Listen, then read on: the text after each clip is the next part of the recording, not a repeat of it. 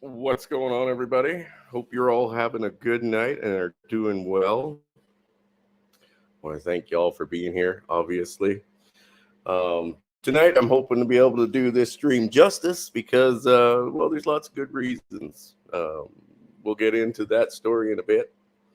I want to thank first D-Man for your generous donation through PayPal. I appreciate that, brother. I know times are tough for everybody, and, a buck is a buck. And in Father Saunders' case, $20 is $20, so he'll do anything. So I want to thank you guys for donating over the years, and I appreciate it. It all goes to good use now, and times are tougher than ever. So it's not looking to improve any. That's why I'm so focused on ensuring that our garden supply keeps us running for most of the year. Um, trying to cut costs everywhere we can. So, thank you guys for being here and thank you guys for donating. I do appreciate it. Again, not necessary, but it all helps. So, I'm sure now, after a week or so of since my last stream, where we talked about the whole Trump assassination as amateurs, we all seen the kerfuckle, what else do you call it, of the, diversity hires and the entire setup there with the assassination attempt and of course the murder of Corey there, and condolences to his family as well, and we're hoping for a speedy recovery for everybody that was wounded, because there were two other people wounded outside of Trump and him. But apparently there's been a couple more attempts, or at least people of you know political dissent that were looking to essentially take him out in other places. So I don't think this is over just yet. And of course, today uh, the head of the Secret Service was in the court with the. I don't believe you guys call them House of Assembly, but that's what we have here in Canada. But regardless, she did an excellent job. I personally think she should be the next president of the United States because she did such a good job with the whole deflection, the non answers, and everything of that nature. Now, a few days ago, unfortunately, Fox was had their legal teams on, or their I guess heads of legal, and they were discussing whether or not uh, the Cook family would be or could be held accountable for what the young man did, and that is just ridiculous. Because personally, they should be focusing on her, the head of security that let it all fucking fall apart and let it happen. She should be the one who is next to go on trial. And I believe that Congress is kind of all leaning the same way because it was from both sides of the aisle that they were basically throwing it at her. And of course, she pulled a Trudeau where she just used the same answers over and over again, which weren't answers of any questions at all. And deflection, of course. Talk to somebody else. I don't know these things. But hey, I'm here to answer your questions. So she's doing an excellent job there. I'm sure she's feeling the pressure because we all know now that she was a diversity hire by Jill Biden. And, whether or not this was like a Clinton thing where they were essentially saying, hey, don't worry, we got your back when everything goes south. And now that Joe Biden has stepped down or dead, we don't know. I mean, I'm rooting for the latter there, but again, we don't know. Could be just off, in his dementia state. But now that he's endorsed old freaking camel face there, heals up Harris. Well, I still think Trump's got it in the bag, but hey, who knows, man? They have stolen elections before. So, Harris, or possibly rumors are that Hillary could take over. Hey, it's possible. I don't disregard any rumors right now because let's face it, it's all possible. We live in the time where everything is possible there. What's up, everybody? Mr. Indy, Arvo, RJ, Mr. Hemi. Hope you're all doing well. Of course, Brother D-Man, JR, Skeleton. Hope everybody's doing good tonight. But again, that's not going to be the main focus here tonight because that's getting plenty of coverage elsewhere. And like I said, we were amateurs looking over what happened a few days after the event, and we saw the absolute fuck ups. Professionals have now had time to overlook all the data, all the camera footage, all the positions of all of the agents and what everyone did. And they all came to the same conclusion that a bunch of amateurs did when they were saying, this is the greatest fuck up in history. You could not have fucked up any more than you fucked up here. So again, whether or not they let it happen or it was planned, it's still hard to say. I'm much more willing to lean towards they let it happen. And of course, there's a couple of cell phones now that have popped up with some, unusual search patterns, I guess, or Google searches. I don't know. Again, I'm kind of with Jeremy on the quartering here with this one, that it could have been like FBI plant. I believe, have confirmation that the one lady that was behaving weirdly behind Trump in the video of the incident itself, I believe she is confirmed to be an FBI agent. So, hey, whether or not the feds groomed him, we don't know. Is it above them? Absolutely not. And I mean, it all makes sense. You know what I mean? When all other logic is out the window, whatever is left, no matter how impossible, it's essentially the answer. So, anyway, before I go any further, I would like to tell you a story. It's a story that relates to essentially what is going on right now with the removal or tabling of the removal of no-fault divorce. Let's face it, the Western world has realized that the local white men, essentially, or local black men that have been here for generations in Western countries are checking the fuck out. And it's not just here, it's all over the world. But again, we are in the two greatest slave countries in the world between Canada and the US. Next in line, of course, is the UK, Sweden, New Zealand, Australia, first world countries, essentially. But it's a slave population, and, guys are the slaves and women are the tools. And, of course, they're children. So they're looking to get rid of the no-fault divorce to bring us all right back to the plantation. And I definitely agreed with Hammerhand on what he said. I believe it was last Sunday's sermon, or maybe a little bit sooner than that. I can't remember, but watch what they're doing, because this is a trap. Just like the whole, we'll start charging you child support from conception without any paternity required. They don't have to prove that the kid is yours. They don't have to prove that there is even a kid, for fuck's sakes, because all those medical documents can be faked in a heartbeat. This whole tabling for the no-fault divorce, the judges still don't have to go with it. It's up to the judge's discretion, right? So what do they think's going to happen? A bunch of men are going to all of a sudden say, yep, fuck it, I'll get back on the plantation today, and I'll go get married next week, and fucking, we'll start producing kids, and you can start taking me through the fucking child support courts all over again. It's not going to happen. It's not.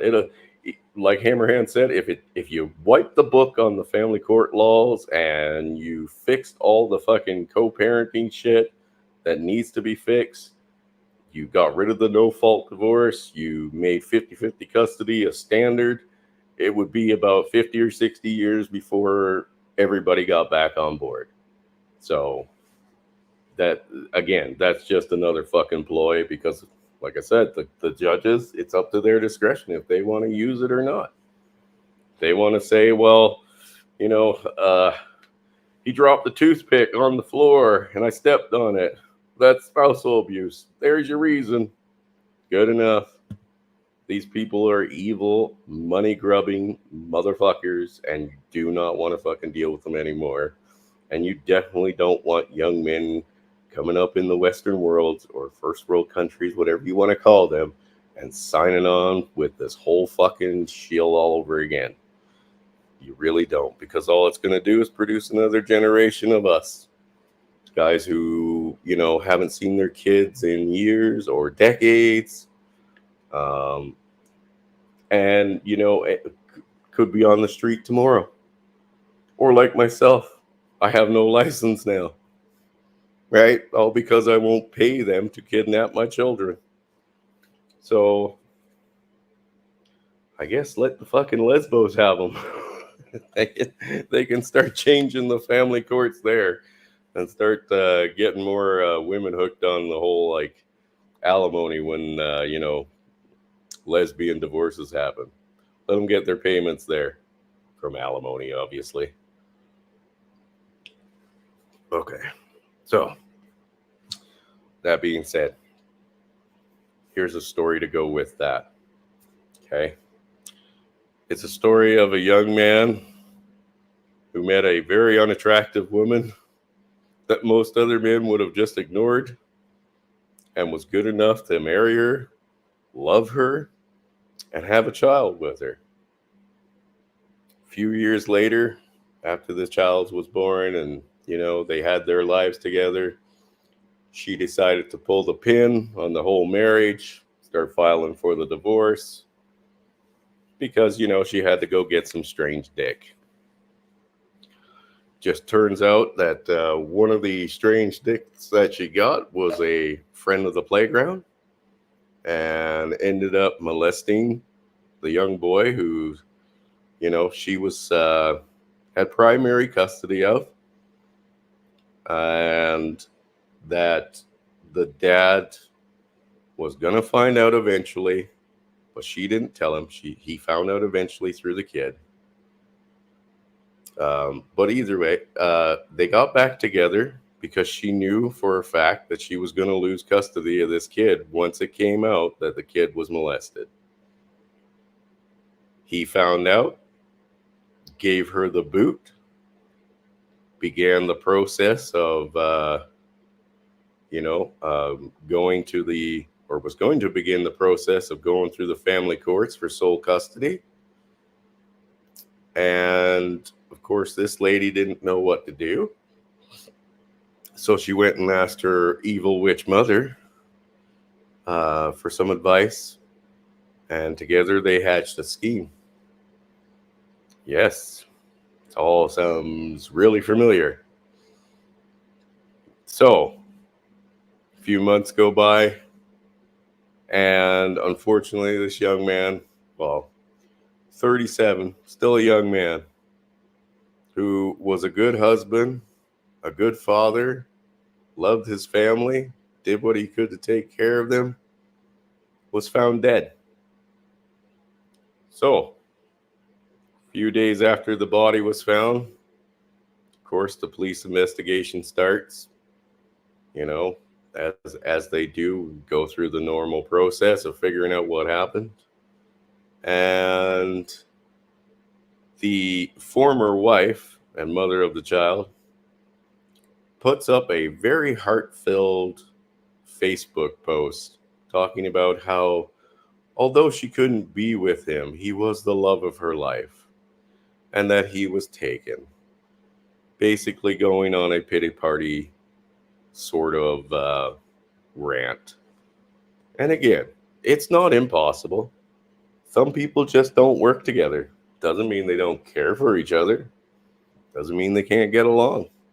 Unfortunately, again, this was all just a ploy. I'm surprised she didn't start a GoFundMe, and she actually might have. I haven't looked into it that deep, but Either way, um, so again, loving father, loving husband, good to the end. Found out his child was molested, and not long after, is found dead, shot to death in a park. Again, the former wife goes on a rant about how she misses the love of her life now, yada, yada, yada. And there's a little boy without a dad. Um, Tragic, obviously.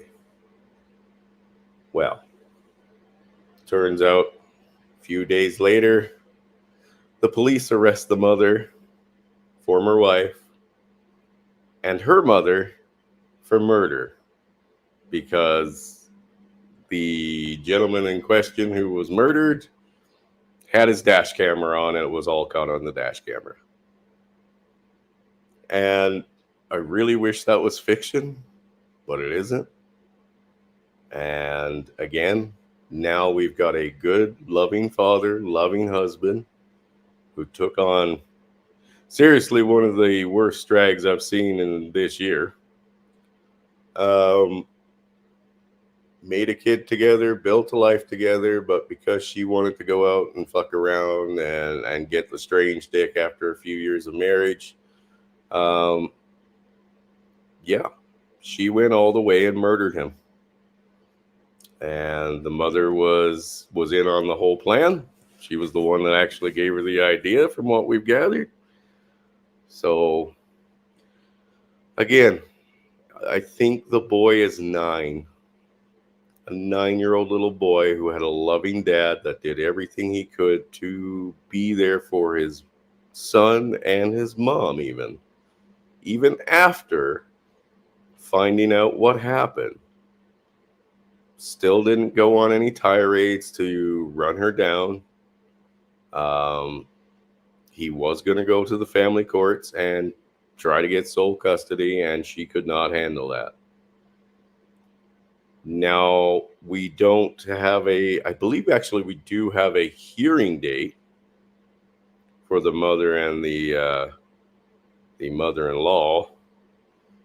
But the upside is the bail is at least set at like 1.5 million, so they're not even going to get out on bail, and that's each. So, but again, there are certain, I guess, factors here that you will notice if you've ever seen what these women look like who have committed acts like this, or have murdered their own children, or have gone on raping sprees in their schools. There's this underlining factor where if they're attractive, and even like average attractive to just slightly above, they seem to get off with it. You know what I mean? So the upside is I viewed this woman and her mother, they're going away for life. Maybe 10 consecutive lives. I hope anyway. I hope they rot there because they deserve it. But unfortunately, a little boy is now left with no dad, no mom. Grandma's gone too. And he will most likely never see them again. Well, we definitely won't see his dad, but he definitely may never see his mom again. And let's be honest, I don't think any of the other family, if he is with other family, we don't know. He could be in the system now. But if he is with other family, I don't think they should hide it from him. They should tell him straight up that, your mom and your grandmother were behind this. They stole your dad from you. And when they couldn't do it in the courts, again, kind of falls back to the whole no fault thing, because even if they find fault, they may start leaning a little more towards the 50-50 custody of moms and dads when it comes to kids. Not likely, but it could happen, right? Again, they have to put on a good face. And let's face it, this sort of ordeal, or the cases where the children are murdered, So common, it's not even funny. And it rarely gets reported.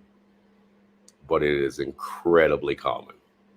And I believe 100% wholeheartedly that that number will increase. And again, it is just a money trap for the next generation.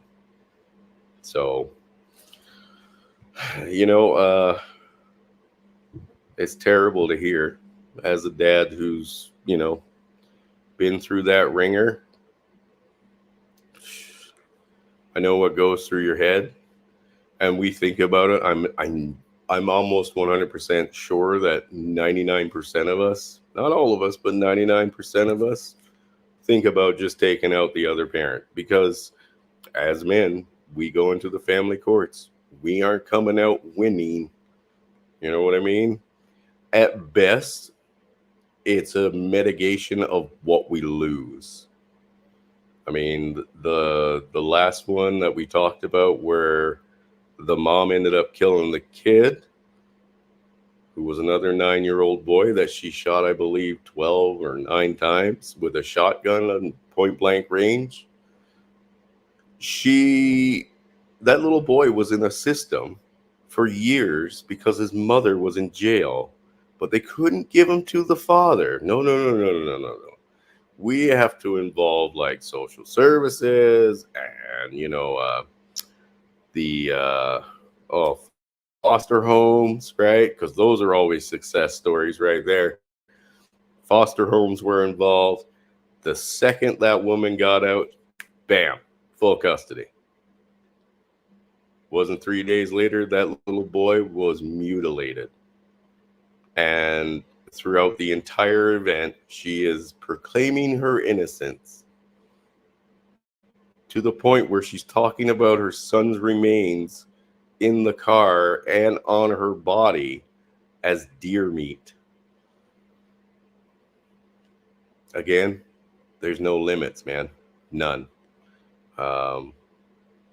It's terrible, terrible, terrible event, and it is very common in our first world countries where feminism has destroyed the family unit.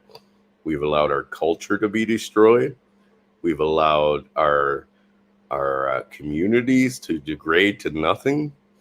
And again, I'm not a religious guy. I'm not big on religion, but holy fuck, could we use some fucking religion right now? If it holds things together and keeps people in check from doing heinous fucking things, I'll take it. I don't care if I believe in it or not. I'll fucking take it. You know what I mean? What else do you fucking say to that? Stop killing fucking kids, man. And let's face it, in these first world countries now, primarily in the East, we're seeing all of that get eroded even more with illegal immigration, right? Now we're having kids 12, 9, maybe as old as 14 being fucking gang raped in their communities because they're white or, an actual local. And these illegal migrants or immigrants are, from whatever other country, they're the ones doing it. Oh, well, there's nothing you can say, because if you do, you're a bigot, right? I'm sorry, but there's no integration there. There is no integration there. And again, skin color has nothing to do with it with me. You're all just meat on the inside, just like myself. Except for, of course, I am a transracial, transsexual lesbian. So, I mean, I guess I'm different than you in that way. But we're all pink on the inside. However, most of these people that now have free range on our countries don't give a fuck about your culture. They don't give a fuck about your laws. They live here like they lived in the shitholes they're trying to escape from. And it's impossible to call them cultural enrichers when you can look at the countries they came from and say, that doesn't look enriched, that looks fucking wrecked. And What, you're shocked when it happens in your neighborhood? Goddamn. Goddamn. I didn't think people were that simple, but here we are. So anyway, guys, I got a couple of images, and I got to be honest with you, it kind of sucks, but we are going to figure out how to share this. It's not screenshot that I want. It's window. So here is the Facebook post from the murdering mother. And of course, a picture of the loving dad and husband and little boy who's now left without a father. So that is the cost, I guess.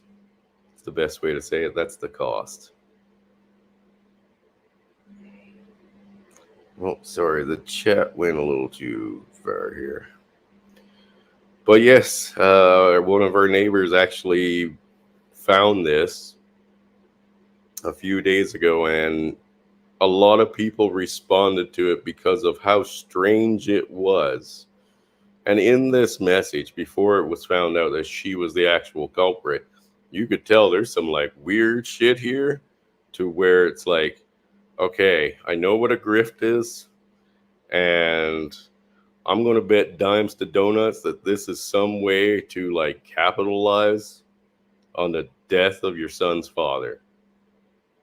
And I don't know how well the text can be read here, but let me just pull it up and I'll read it for you. So, I lost the love of my life this past weekend, and I don't know what to do. Yes, we four separated. Yes, we're going to file for divorce, but he was the love of my life, and I will always love him. Okay, sure. I just can't be without him. I miss him so much. I miss knowing that he's still out there.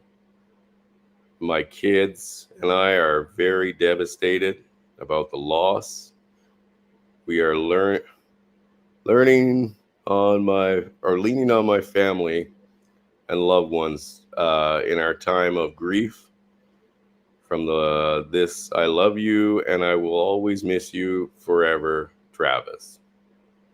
So this was the post that this nut job put up after she murdered her former husband, or soon to be former husband, and child's father. That's the depth of how fucking crazy Western women are. And again, it's not all of them, but let's face it, we have seen this on every walk of life. Maybe not the exact story, but very fucking close. Some even more crazy, even more extreme. And generally, hardly a consequence. You know what I mean? When you can murder your children and get 6 years in prison, I don't pay a parking ticket long enough and I'll get 3. You got a fucked up system. You know what I mean? Somebody got the scales wrong.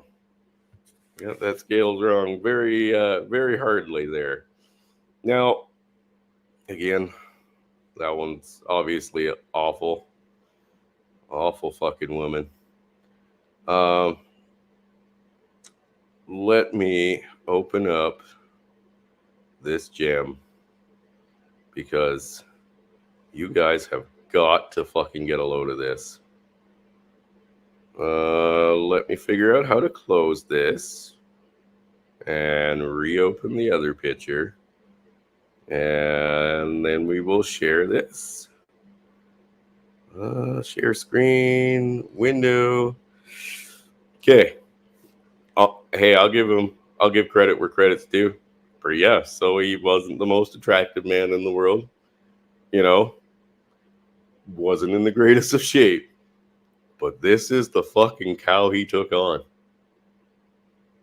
Yeah. I thought this was a man. I even thought her mother was a man. But he loved this woman. In one of his Facebook posts, he talks about how, he found out that their son was molested, which is, again, something else that this little kid's got to live with now for the rest of his life. And stated that the only reason she came back to him was because she knew he was going to take her to court and get full custody of the child. Because, again, something horrible has to happen before they'll change the custody order to give dad custody or even full custody. But yes, that mutant right there was the woman he took on. I gotta say, he's out of her league, man. Way out of her league. This looks like a troll. I don't know. It fucking sucks. This all fucking sucks. Like these individuals, these sick, twisted women. And again, like I tried having this conversation with Lisa when we first found the post, or it was sent to us by our neighbor here. It's like, this isn't uncommon thinking. Like, if you think you're a normal Western woman, you're dead wrong. This is your average Western woman, and their mindsets are the new average. This is the new behavior construct that most Western women have. Yeah, words cannot fucking describe how evil they are. And I mean, we have had them come out so brazenly, so cocky, because they have done actions like this before or worse and have gotten away with it using essentially their tools of the trade. In most cases, it's looks. And of course, they throw on a few crocodile tears, right? Everybody stops suspecting them. I was trying to remember the radio station hosts who back, I mean, Jesus Christ, I think he started in like the 80s, who really used to hold women to account on this stuff. And I know Rad mentions him once in a while, and I used to watch him. I just cannot remember his fucking name anymore. But they were doing a live show and a live call-in show somewhere, and a woman called in and confessed to murdering her child's dad in cold fucking blood 2 or 3 years prior, getting away with it.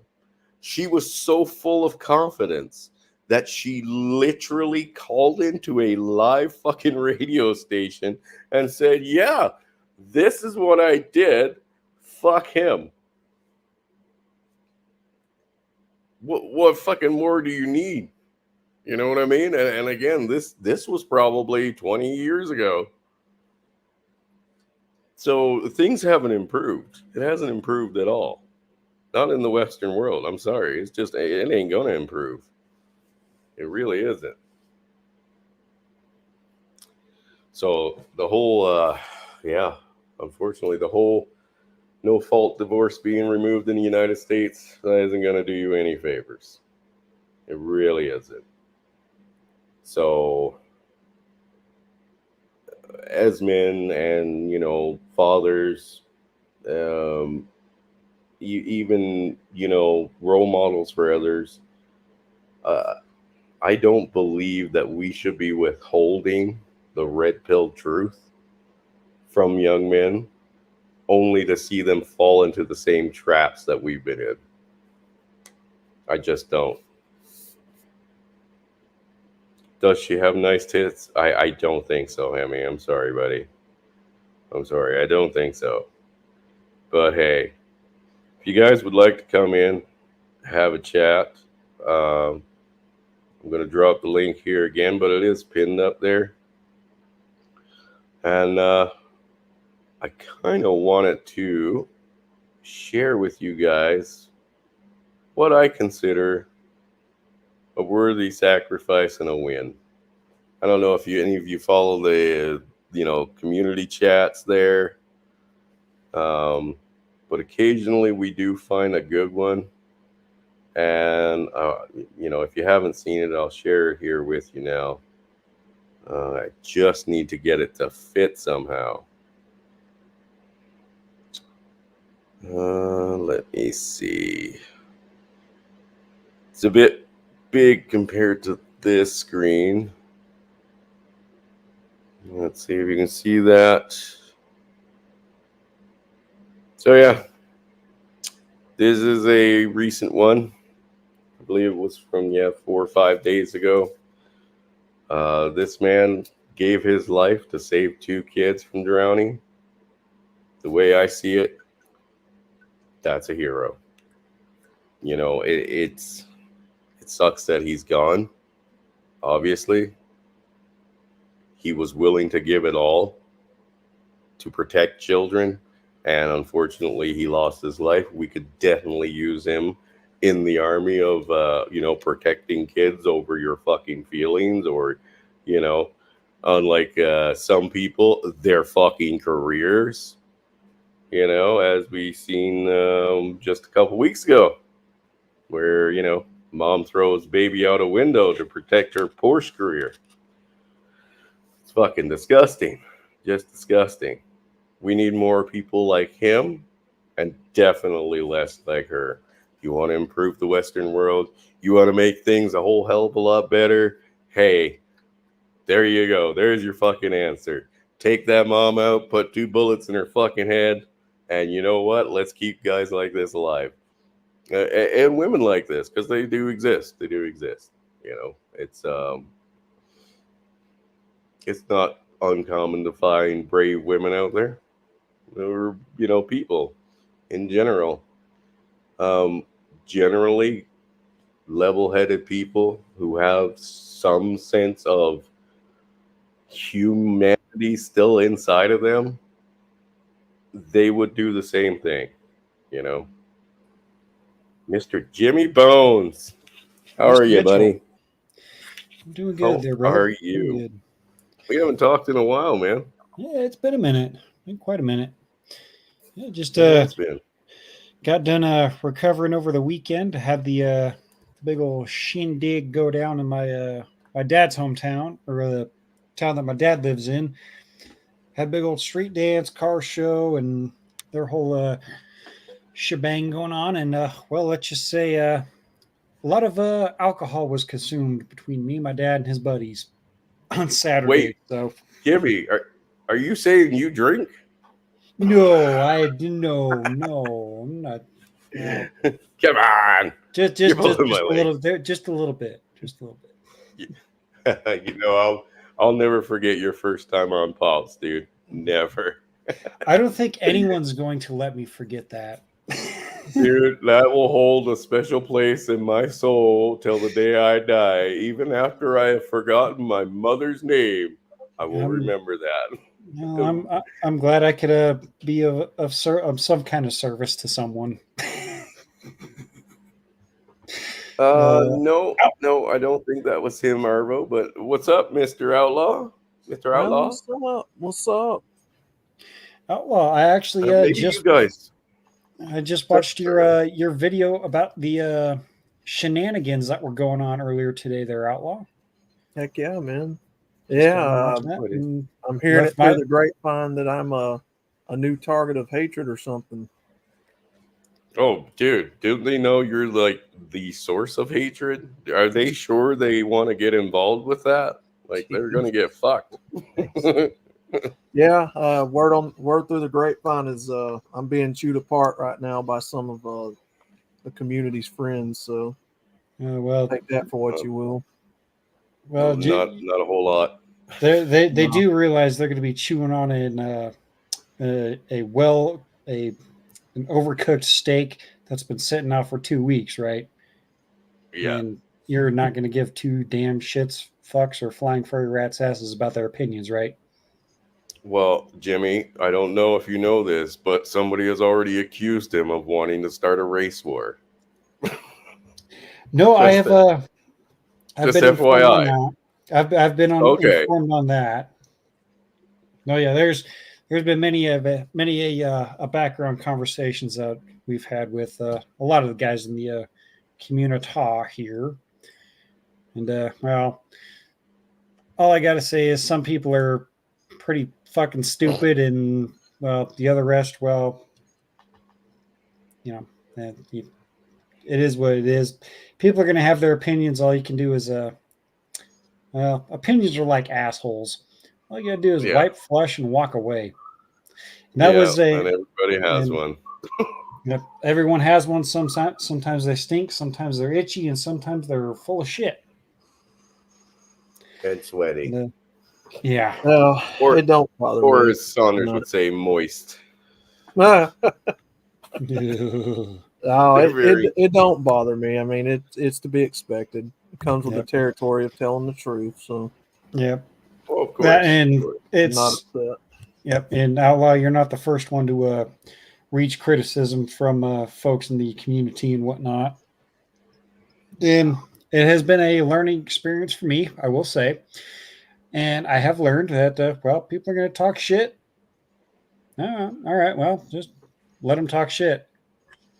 Yep. No, I mean you aren't going to stop them, and the more attention you give them, some people that's all they're here to do. Yep. If they get your attention, negative attention, it's almost like what they're raised on. They've now turned it into Hollywood, Yep. where any attention is good attention. Doesn't Yep. matter if it's negative.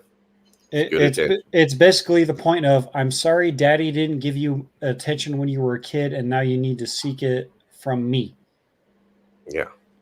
Ain't And I nothing mean, to worry about. you're just next, right? If they stop getting the feed from you, they'll move on to someone else. Oh, yeah. Everybody's eventually going to be next. Yep. Not me though, because I am a black trans lesbian, so I am untouchable. They need to hire you for Oh. they need to hire you for press secretary. Hey, well, I'm trying to get a spokesmanship through fucking John Deere, but they haven't gotten back to me. So I'm moving on to Honda. Well, no, if you're gonna do John Deere, you're gonna have to move down to Mexico and become a Mexican. Well, hey, I got corn growing. Did you not see my corn, Jimmy? Well, I think it's corn. It might turn into corn. It's supposed to turn into corn. I don't know. All right. Supposed to be corn. Supposed corn. It's corn, I think. It looks like corn. Whether or not it will produce anything, I have no idea. But there you go. That's not the point. I'm here to check boxes, motherfucker. And I check boxes. There you go. Dylan got nothing on me. Nothing. But yeah, I was actually just about ready to get everything all set up for the Ridiculous stream for tomorrow night. I saw you were on. I was like, yeah, you know what? I haven't talked to my boy Chris Mitchell here in a little while, so I'll jump in and I can multitask. I can set up things and chat and whatnot. So hope all is good for everybody and everybody here and everybody in the chat. So well, we appreciate you coming by, homie. Yeah, and it's been like almost 2 years, I think. Other than chatting and Gilded, like actually live streaming with each other and stuff. I think it was the last time was on Rhinos, and that's almost 2 years ago. Has it been? God, no way. Yeah, no. That. Has it been? Fucking time is flying, man. Yeah, time is flying. Time flies when you're either having fun or the world is going to shit, doesn't it? Yeah, well, I don't know about you guys, but I'm not having very much fun. No. Kamala's my girl, though. She's my girl. Well, no I mean, come on. Here, man. Would you rather have an idiot that literally fucked her way to the top or a fucking literal serial killer? Which one would you prefer? If they break out Hillary, you know which one you're getting. You know what I mean? People, man. I still have nightmares over the guys in the Ridiculous chat saying, "Hey Jimmy, play Hillary, play Hillary. We need a Hillary." I'm like, Oh, I hate you bastards, but you're donating and I can't refuse. But it is fun because I have the little screens on StreamYard there. I get to watch Pop and Steve squirm when a video was played. So I have a little bit of enjoyment. A little Well, bit. I occasionally find some funny shit or do some funny shit, and I send it to Blake, and I tell him he can use it anytime he wants. When they were doing the whole fucking drizzle thing, I sent him a real fucking Tinder message that I went through with a chick, and I told him, if you're gonna do drizzle, feel free to use that. I think I asked for a fucking brand new Raptor because she was a whole lot of Western woman. You know what I mean? Like a whole lot of Western women. Yeah. So I need at least a Raptor 700, you know? Yeah, Good ride. you're gonna need something with some pretty damn good suspension. I ain't fucking taking her with me. You nuts? She'd break that fucking thing. Fuck no. She just got to buy it for me. Drizzle. Come on. But it was good. God, I love Tinder. Oh, That's how everybody should be treating Tinder. Like some a of the big joke. stories I could tell you about my Tinder experiences, I tell you. Oh, yeah. There's been some outlandish ones. I've met a chick who was literally banging everyone she fucking matched with on there down in Victoria, right up to 62-year-old dudes. Oh god. And was not charging a dime. I was like, get the fuck out of my car. Get the fuck out. Ew. Man, Can you imagine? you're gonna have to give the deep dive detailing for that one to clean the herpes off the seats. Oh, Jimmy, you can't. That's a kind of fucking nasty you can't wash off, homie. You know what I mean? I could stick. If I stuck my prick in a nuclear reactor, it'd come out still infected, just with cancer. That's one of those instances where it doesn't matter what car you're driving, it doesn't matter how cheap it is. You just take it to a back road where you know no one's going to end up. Pull off to the side of the road, maybe even into the ditch. Grab a 2-gallon can of gasoline, pour it all over the car, light a match, and start walking. Yeah, and you would do so with a tear in your eye because you know that's your favorite car, and why I brought this car to hook up with that hoe bag is. Sad days. I thought it was kind of weird when we were kind of going out late on like a Wednesday for coffee down the street, and she wore essentially like a mini dress. Mm-hmm. I'm assuming this was because of ease of access. Like I probably could have flipped a coin and said that she had no panties on underneath, because if you're that fucking loose, I can 100% guarantee you she did not have panties on, and she's very overdressed for this. Very overdressed for fucking, trip to Tim Hortons. I'm sorry, but that's just the truth. You know what I mean? Maybe she was going somewhere else afterward. I don't know, but the way she was talking, it's like she came fully prepared to fucking screw out right there in the car. That's why the fucking, the mini dress was easy access. And the worst part is, right up until she said that, I probably would have considered it. She wasn't bad looking, And right. Let's be honest, in the Western world, where you find one that doesn't outweigh you is rare, right? Yeah, it's rare, and she did not even come close to my body weight. Actually, I saw one tweet earlier.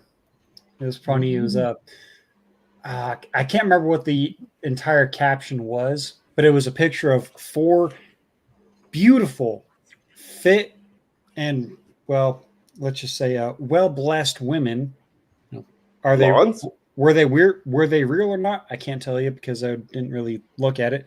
But they were all blondes, I think, except for one. One might have been like a dark brunette and whatnot. And they said, I think the caption was something along the lines of, something about like average American women. Oh, And yes, it was from Mark Walsh. They were all blondes, and yes, they had nice titties, and they were they fit. did. And The he was funny, like, "What do you notice about the average American woman?" And I think the first comment that was on there was like, "Where the that's not fuck do average. you live? That's average." Yeah, that's average. That's average in Los Angeles, and those average women have had probably $50,000 worth of plastic surgery put inside them. And I'm sorry if I'm gonna if I'm gonna stick my dick in something plastic and rubber, I might as well just go get a sex doll. Well, I'm not gonna lie. As a lesbian, I would have banged every one of them Uh, happily. I would have taken one for the team or well, four. you are the muff muncher around the group, you bastard. Or should I Yeah, well, say, I you am a bitch? lesbian. Hey, don't It's be picking on the dyke. You yeah, bigot. quite confused. I'm just so confused, so You confused. are. That's the point. But you can't question it or you go to jail. I know, and God forbid, I don't want to, go to jail or anything like that. Yeah. Fuck that. I've already been in Federal jail too, once. baby. No thanks. Big boy jail where you go forever. Good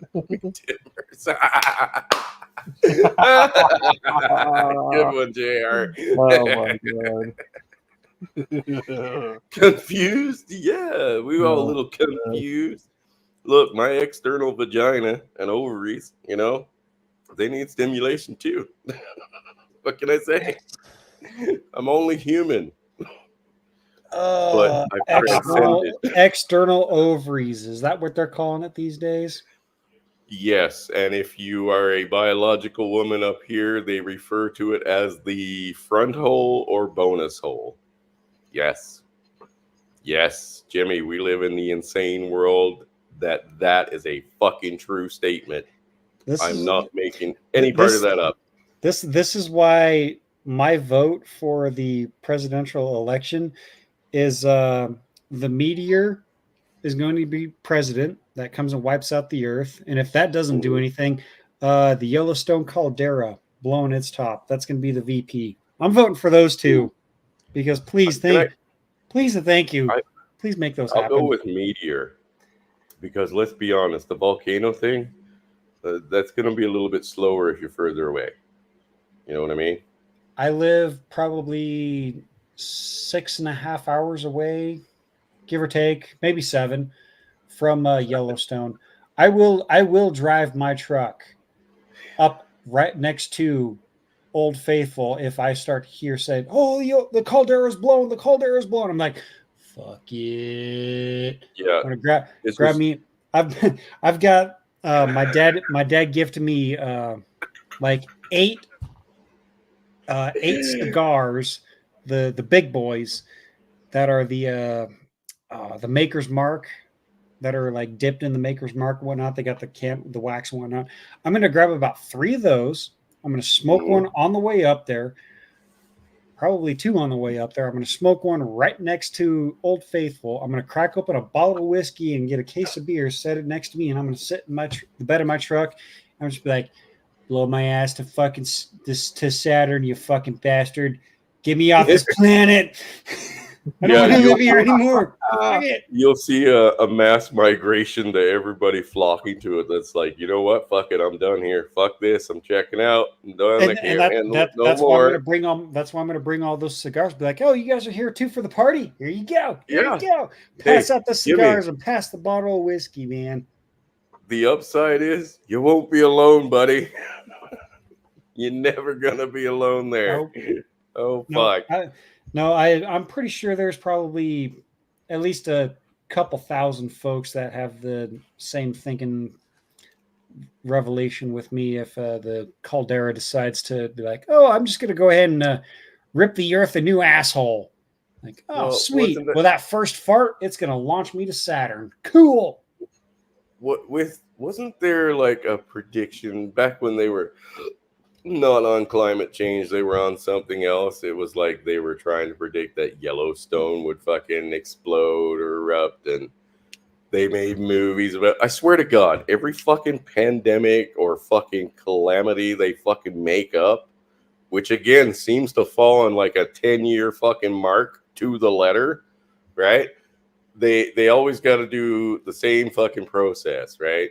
They'll get the same fucking talking heads, which are politicians, and then they'll get a bunch of activists, and then they'll get a bunch of celebrities, right? And then they'll make a fucking movie about it.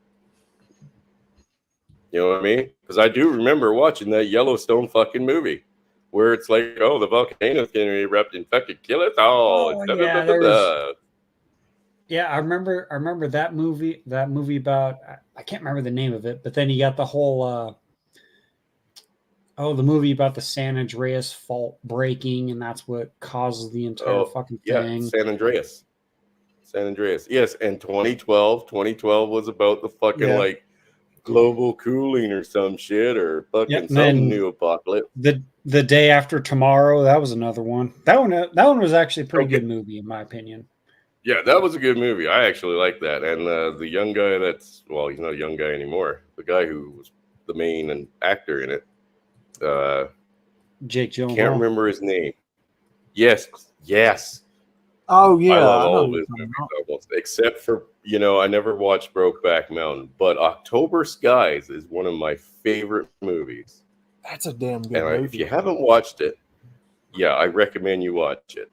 October Skies is a excellent movie, sort of based on a true story. Parts of it are anyway. These people were real people, right?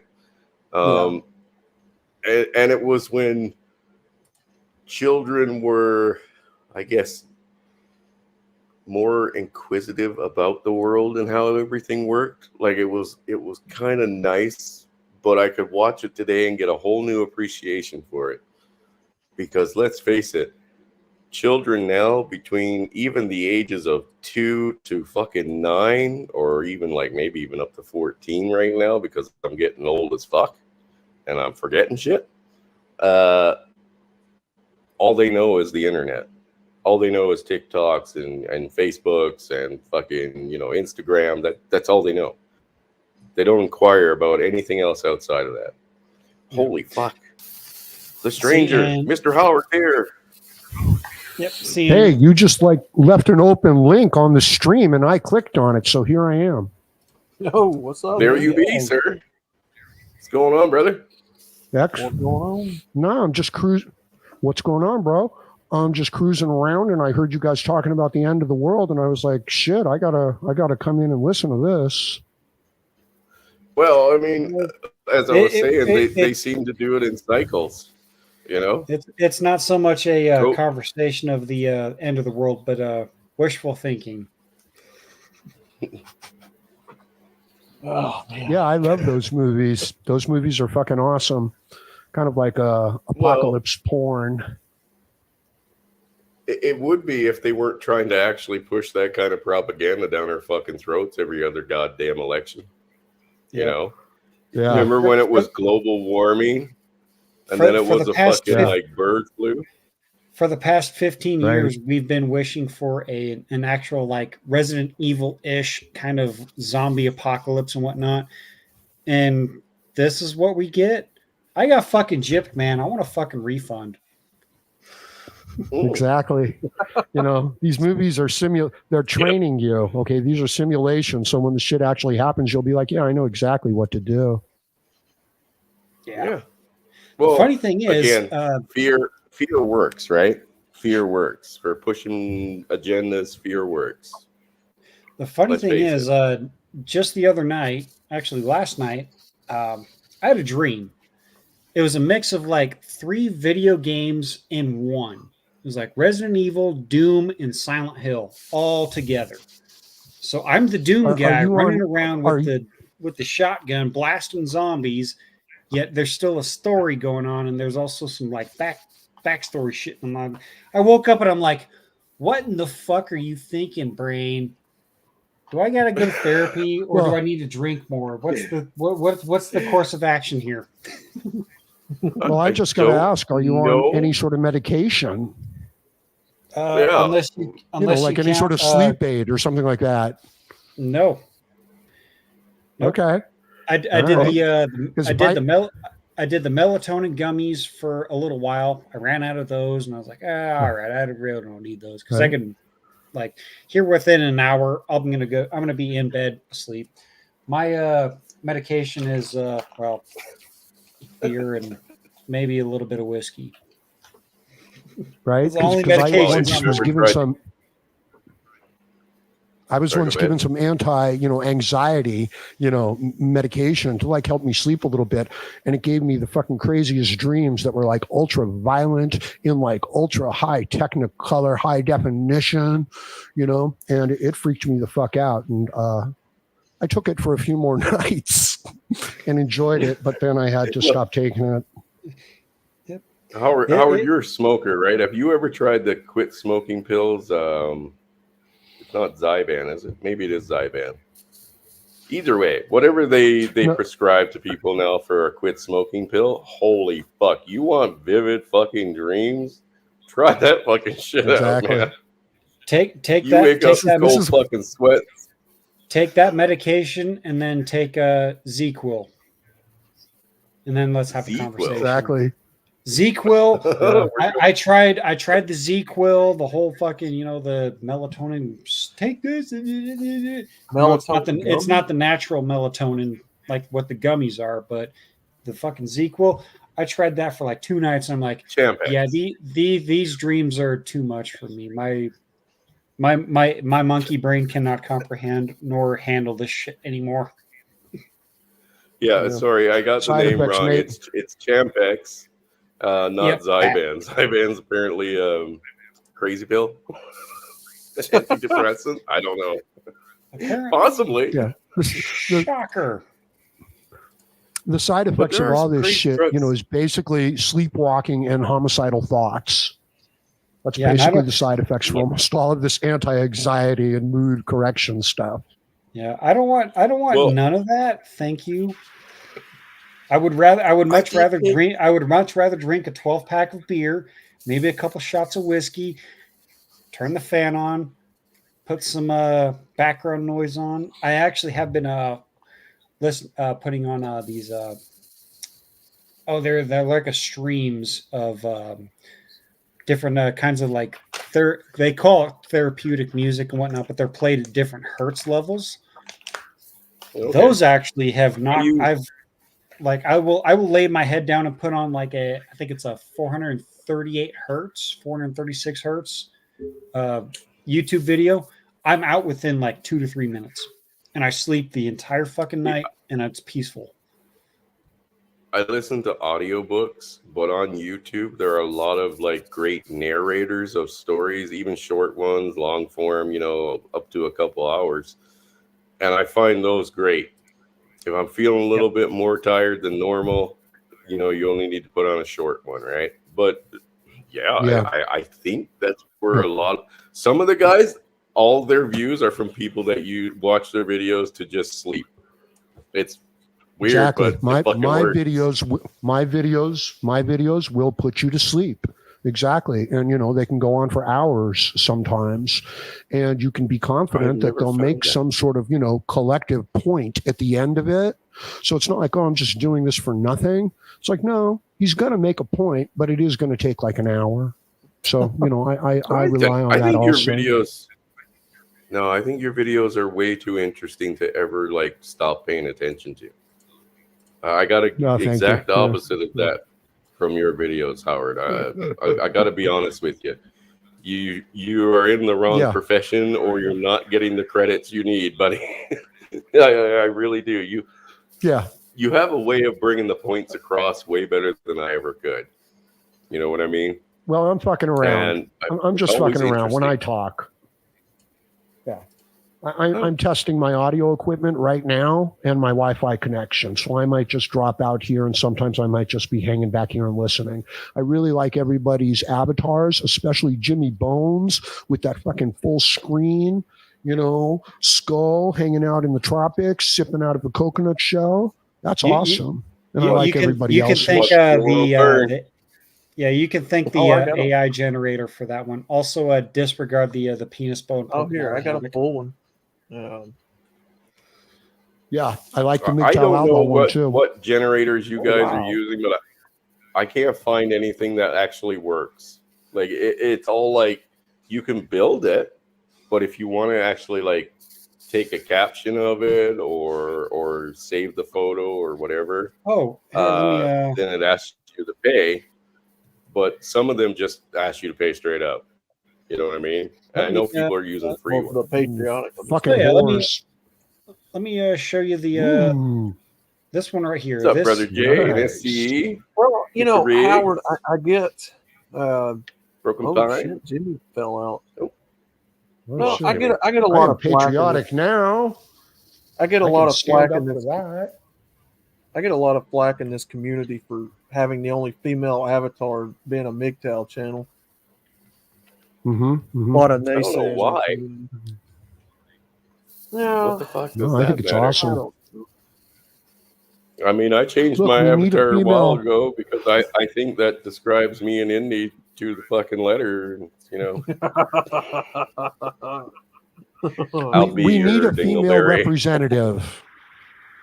well, We need a that one- strong, attractive female to represent the MGTOW cause, right? That's probably what it needs to really take off and, you know, affect millions and millions of men, right? Just get somebody like Megyn Well- Kelly, you know? Hey, Howard, I'm fucking around. can you? I know, but can you prove that wrong? I understand you were being sarcastic, and we all know that they're fucking grifters at best. But let's face it, they will get promoted and pushed out there way more than any guy ever would. Right? sorry about that. Exactly.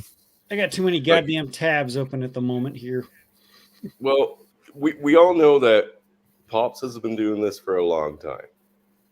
Hammerhand's been doing this for a long time. I wholeheartedly believe that they're on the level. You will never see them get promoted like Femme Sapien, Pearly Things. And I mean, she doesn't have to do it. You know what I mean? Or fucking even on Instagram now, people are reposting Roma Army's bullshit. Like the biggest fucking grifter of them all, and men are reposting her shit. Even the normies, like Jeremy from the Quartering, right? Again, not everybody's the biggest fan of Jeremy. I'm not the biggest fan of Jeremy. I like a lot of what he says, right?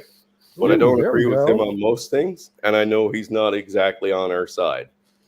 Well, He has said that Roma Army's video was base, the most unbased chick out there. You know what I mean? SC, yeah, I forgot about Sandman and TFM. Yeah, I mean, TFM is so blacklisted. He literally can't come back on YouTube as his own channel. I have opinions about folks that do what Pop and Blake and everybody else does, and well, I'm going to refrain from saying those opinions and whatnot because, well, some people I think are assholes, some people I think are just full of shit, and the other people I have an absolute disdain for. I'm not going to say who is in those areas and whatnot because I do not, along with Pop and Blake, I do not indulge in online beef. But well, some people are questionable, some people are assholes, and some people are just completely full of shit. Well, it's how. Well, I was. Go ahead. I was just over at Iridium Cush's channel, and they were having a stream, and they're very upset with Hammerhand, and many of the people who follow Hammerhand because he's a very compelling sort of person. He's a good speaker. Yeah, they're very upset. So there's a lot of interpersonal, conflict in areas of MGTOW, but it's not all bad, okay? The conflict doesn't mean that people don't care. The opposite of love is not hate. The opposite of love is apathy, okay? These people care. They care deeply. They have principles. They're fighting for them. Let them fight. It's okay. Well, it'll be all right. It'll all turn out okay. So, I just wanted to put my 2 cents in there. The problem is, though, and I hear what you're saying, but the problem is they've smeared a lot of people's names, including mine. I saw that stream a while ago, and they've actually tried to smear my good name along with Hammerhand and other people in this community, and they haven't apologized for it. And they won't. And again, it's not going to end. Once they're done with you and they can't get any more reaction from you, they will move on to someone else. Yep. I've done nothing. I'm sorry, Howard. I don't believe for a second that somebody who has been in the manosphere essentially now 3 times has openly come out as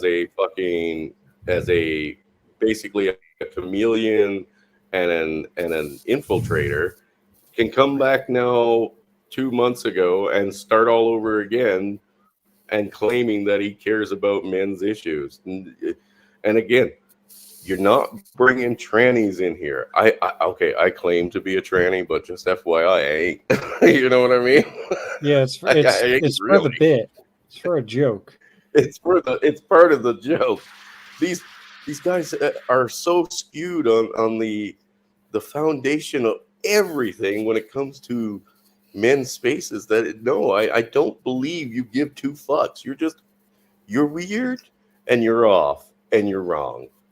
You can say whatever you want. I don't care. They can say whatever they want. They're going to do it over there, and they ain't getting any of my attention. And the less attention you give them, even when they come with direct attacks, the faster they fade away. Well, like I said, I don't keep up with them. I don't watch their content. I don't go over there. I don't engage with them. The only time I ever listen to anything about it is when somebody brings them up in Brandon's chats or on Discord or whatever.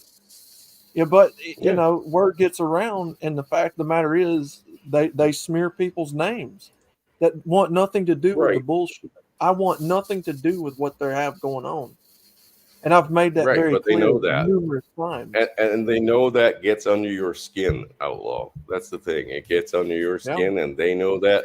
And let's face it, when you get upset, they come. They literally come all over their fucking doilies. Oh, trust me. There's a situation where people are really just trying to get a reaction from you.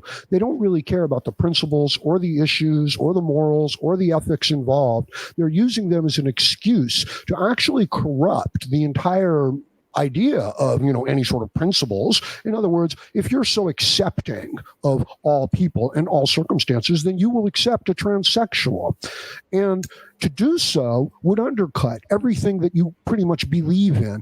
And that's what they're aiming for. They're not aiming for actually being included. So this behavior has been going on for a very long time, and it will always go on for a long time. And I just wanted to add that in there. Yep. And see, Howard, that's why you need to be my spokesman, because you say it way better than I do. Well, I'm not going to mention any kind of names or anything like that, but within the gilded community, I'm not the only one that's been attacked by a certain someone in the community. I have mentioned this to the other moderators to the Redonkulous community, and I'm the one that's being excommunicated from a lot of the shit just because I'm being a quote unquote whiny little bitch, because a certain someone comes out and says, I'm worthless, I'm nothing, I'm Blake's little bitch, I'm this, that, and this, that, and this. I'm like, brother, I'm only doing this because I was asked to do it. Why are you attacking me? I asked that same question publicly in the community. That entire conversation got deleted for reasons I don't know. No longer even fucking care. Here's the thing, Jimmy, and I don't know who you're talking about. I probably missed it because I don't go over to Gilded too often. But it's water under the bridge, and I no longer fucking care about it. I'm not gonna stop doing what I'm doing. But has it ever crossed your mind that maybe they're jealous? Like let's face it, Pops is a pretty big name in the community. hey, if I knew how to do something, who wouldn't want to be listed in a part of the group? You know what I mean? Yeah, and that's actually the first thing that I came across my mind. Be like, okay, so you're this, that, and this and that. You're basically the same, tabs as Pop has, yet you're coming after me just because they asked me to help out and do what I'm doing. Like that, it makes no fucking sense to me, bro. I don't see Hey, why. But you know what? It is what it have is. you ever That seen the person has movie been The blocked. Fan? I don't know. That person's name is no longer in my give a fuck folder. So Yeah, it that's the best you can do.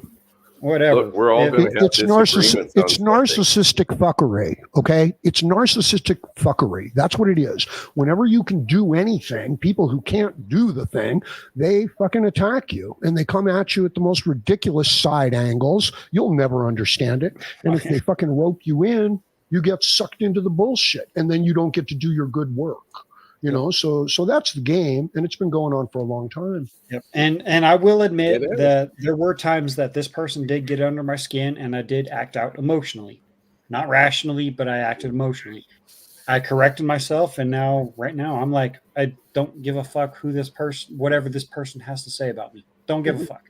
Whatever, Well, whatever it and is, again, whatever it is that has sat in you, good sir. You know who you are. If you're watching this, if you ever do see this, I'm sorry. Whatever I did has gotten you butt hurt, but piss off, fuck off, suck a dick. I'm not going anywhere. That's all I got to say. Jimmy, here's the thing. Here's the thing. Like, we really shouldn't have that kind of behavior or promote it or encourage it along. It's just like gossip, right? Gossip, backstabbing, things of that nature in this community is a female trait. Let's face it. And when it starts, it ends up dividing up everybody. Yep. You know what I mean? Yep. And I'm not going to throw anybody other bus or name any other names. I did reach out and say, hey, this person is being a toxic piece of shit aimed mainly towards me. I am a moderator, and basically, I'm not going to pull my own horn here, but Gilded was basically my idea. Someone else just set it up because I just happened to mention, be like, hey, we all know Discord is, recording everything and whatnot. Gilded is a different thing. Can we set something up there? I mentioned it to Blake. He said, go for it. I mentioned it to Pop. He said, go for it. Like, okay, cool. We got the green light from the main guys. Let's get it set up. And now, for some reason, I'm the asshole for pointing out the asshole. But whatever. It is what it is. And, nothing you can do to change that. So I'm just going to keep on doing what I'm doing. That's true. I mean, you're not going to change somebody that is determined to be that way. You're going to have zero effect on them. Okay. Like I said, anybody that is just going for the drama and clickbait fucking nonsense, trying to basically stir up shit, right? If you want them to fade away, then let them fade away in your mind first. Okay? Do not let them live rent-free in your head, and encourage others to not let them live rent-free in their head. I don't even know who this person is you are referring to this situation. That, like I said, that person has I did a search in the I did a search in the give a fuck file in my own brain pan. That name no longer exists. So exactly. And like I said, they're going to say anything about anybody.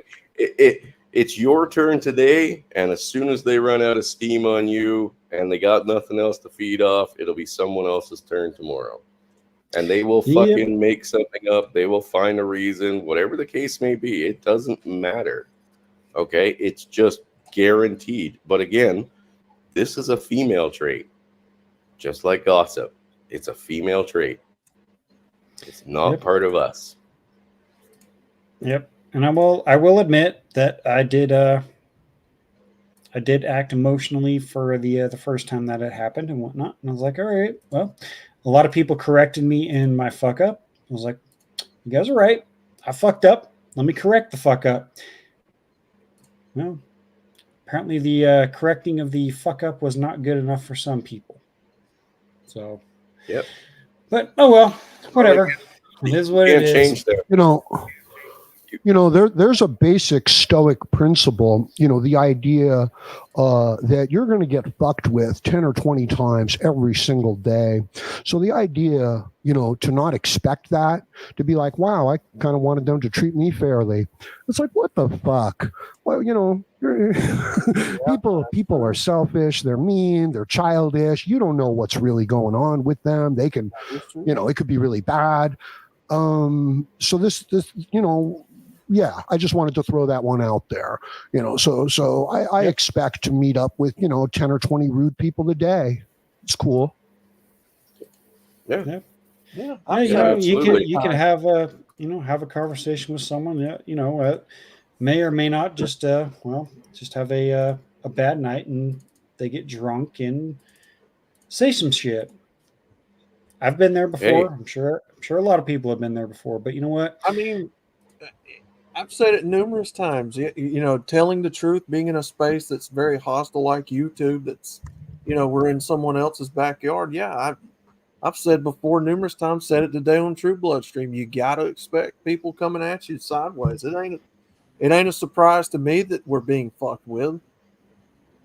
It's not surprising, but it's still, it's just like, what the fuck, man? They could have a genuine, grounding for why they're saying what they're saying, or why they're coming after you sideways, like you said. Maybe it is something that they picked up on that no one else did, right? But most of these people that are just doing it for the reaction, again, hey, they will literally pick anybody and any topic. It doesn't matter. It doesn't matter. It's like I said, you have been listed as ready to start a race war. Like, how fucked up is that? You know what I mean? I don't even know where that stupid comes from. Right? Literally, a ringleader of a race war is outlaw, apparently. Somehow, some way, someone said that, and they expected it to stick. You know what I mean? Just like when they throw spaghetti at the wall to see what sticks, right? They will go through lists of anything to try to discredit you, tarnish you, have other people questioning. They will fucking say it. And it doesn't matter how ridiculous it is. Right? It really doesn't. It's like you're Donald Trump, okay? It really doesn't fucking matter. They're just going to fuck with you and mess with you because, they want to be in power, or they want to have control, they're not in control, whatever. So to pay them too much attention is probably pretty foolish, Just carry on with the good work that you're doing. Like I said, I don't even watch their stuff. I don't pay attention to them, so I don't care. JR's comment here. They're gonna run their mouth. This is the fucking internet. Everybody runs their fucking mouth. I run my mouth all the fucking time. You know what I mean? And let's face it, we know that most of these people all have a plan. As Mike Tyson greatly said once, everybody has a plan until they get punched in the face. They don't say this out in the open to actual people most of the time because they know what will fucking come next. This is the internet. This is the land of anonymity, essentially, right? Yep. We could say anything we want, and at most somebody will call the fucking FBI. You know what I mean? Let's face it. And again, that's not good either, but that's how shadowy even YouTube or Twitch, wherever you stream, can be. You know what I mean? Like, how many cases have we heard of people getting swatted, right? And lives have actually been lost because of it. Has there ever been a consequence for anyone who has done that? No, because we don't know who they are. and the people that come in to do this don't know what's going on, right? They take it as a real threat. Yep. Oh yeah. Coach Eli. That's who I was trying to fucking remember, who I used to fucking interact with about 3 or 4 years ago, or 5. Well, just funny as shit, retarded, non-MGTOW, complete attention whore, but it was funny as hell. So it's madness. Just wanted to throw that out there. No, it absolutely is. And then you know what? Fucking, I don't care if Kush claims he's a millionaire, and I don't care if Bullets claims that trannies are good. You want my opinion on them? Okay, here's my opinion on Bullets and Kush. Kush is one of the greatest trolls out there, because the second you agree with something fucking ridiculous that came out of his mouth, right? He comes hard. You know what I mean? Like, he splatters the walls. And that's what I believe Kush is. Kush is someone that repeated the nonsense that came out of his mouth, and now he is just hooked. He is in there like, that's the cheapest, best hooker I've ever had kind of fucking, lay. To him, and we're not even going to pull punches here. That goddamn Lazarus, no fucking different. Okay, he's the like a master troll. When you get on his side and he betrays you later, like he's already done, or says something stupid, and you're stupid enough to repeat it, like trans belong in MGTOW or in the red pill, they come. Oh, it's so good, so good. So again, I you know what? I don't know these guys personally. I have heard some of the shit they said. It's vile as fuck. It's stupid as fuck. And it's retarded as it comes. And I want nothing to do with it. Nothing. I don't talk to them. I don't go look for them. I don't listen in the background. I know people who do.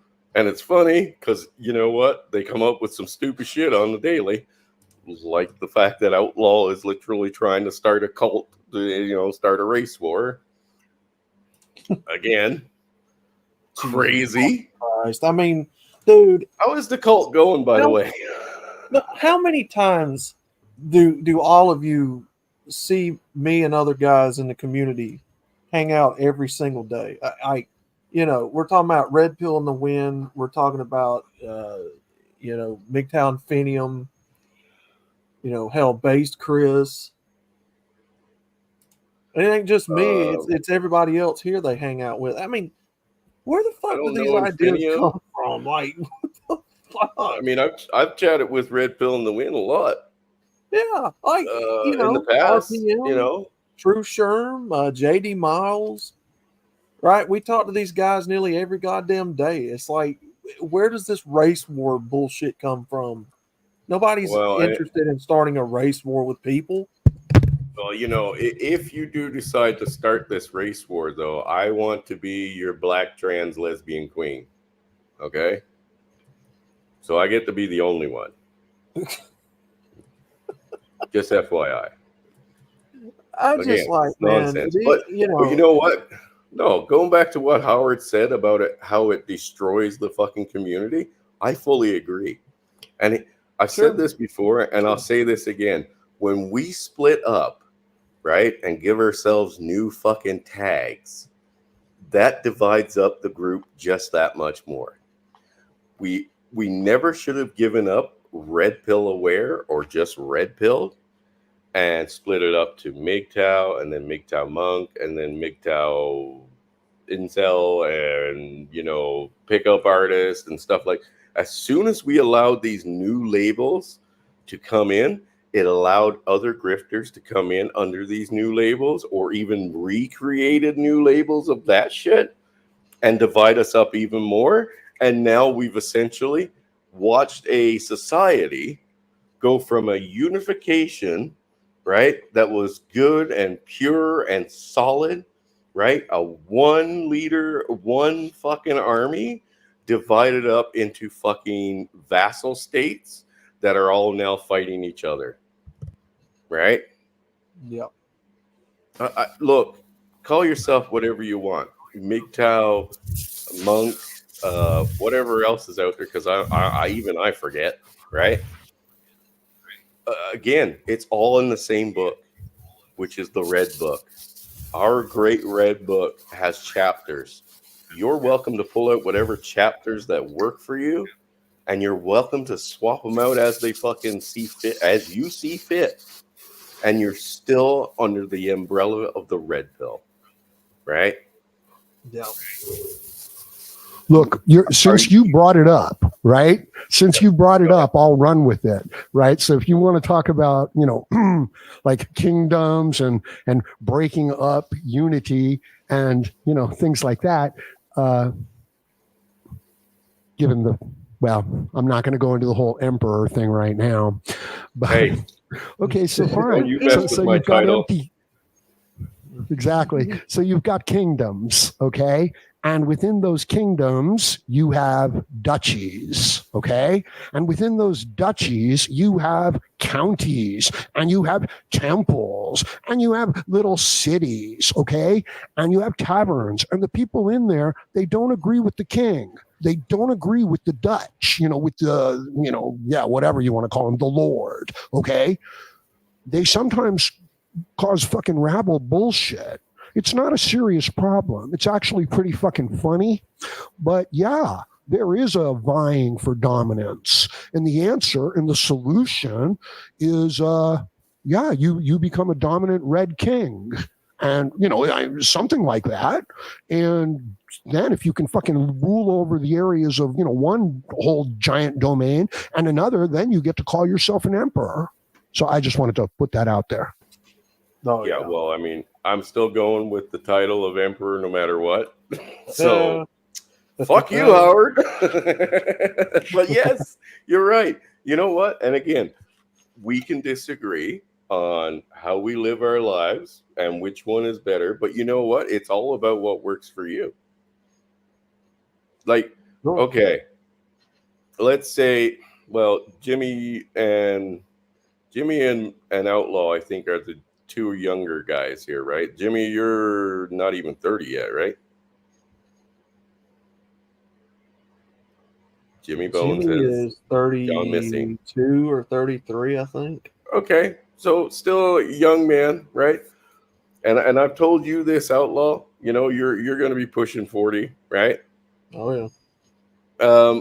If you met the right person tomorrow, right, that covered all the bases, doesn't have a track record of being a fucking shitty woman, and is exactly what you're looking for, and your way of life is exactly what she's looking to support, right?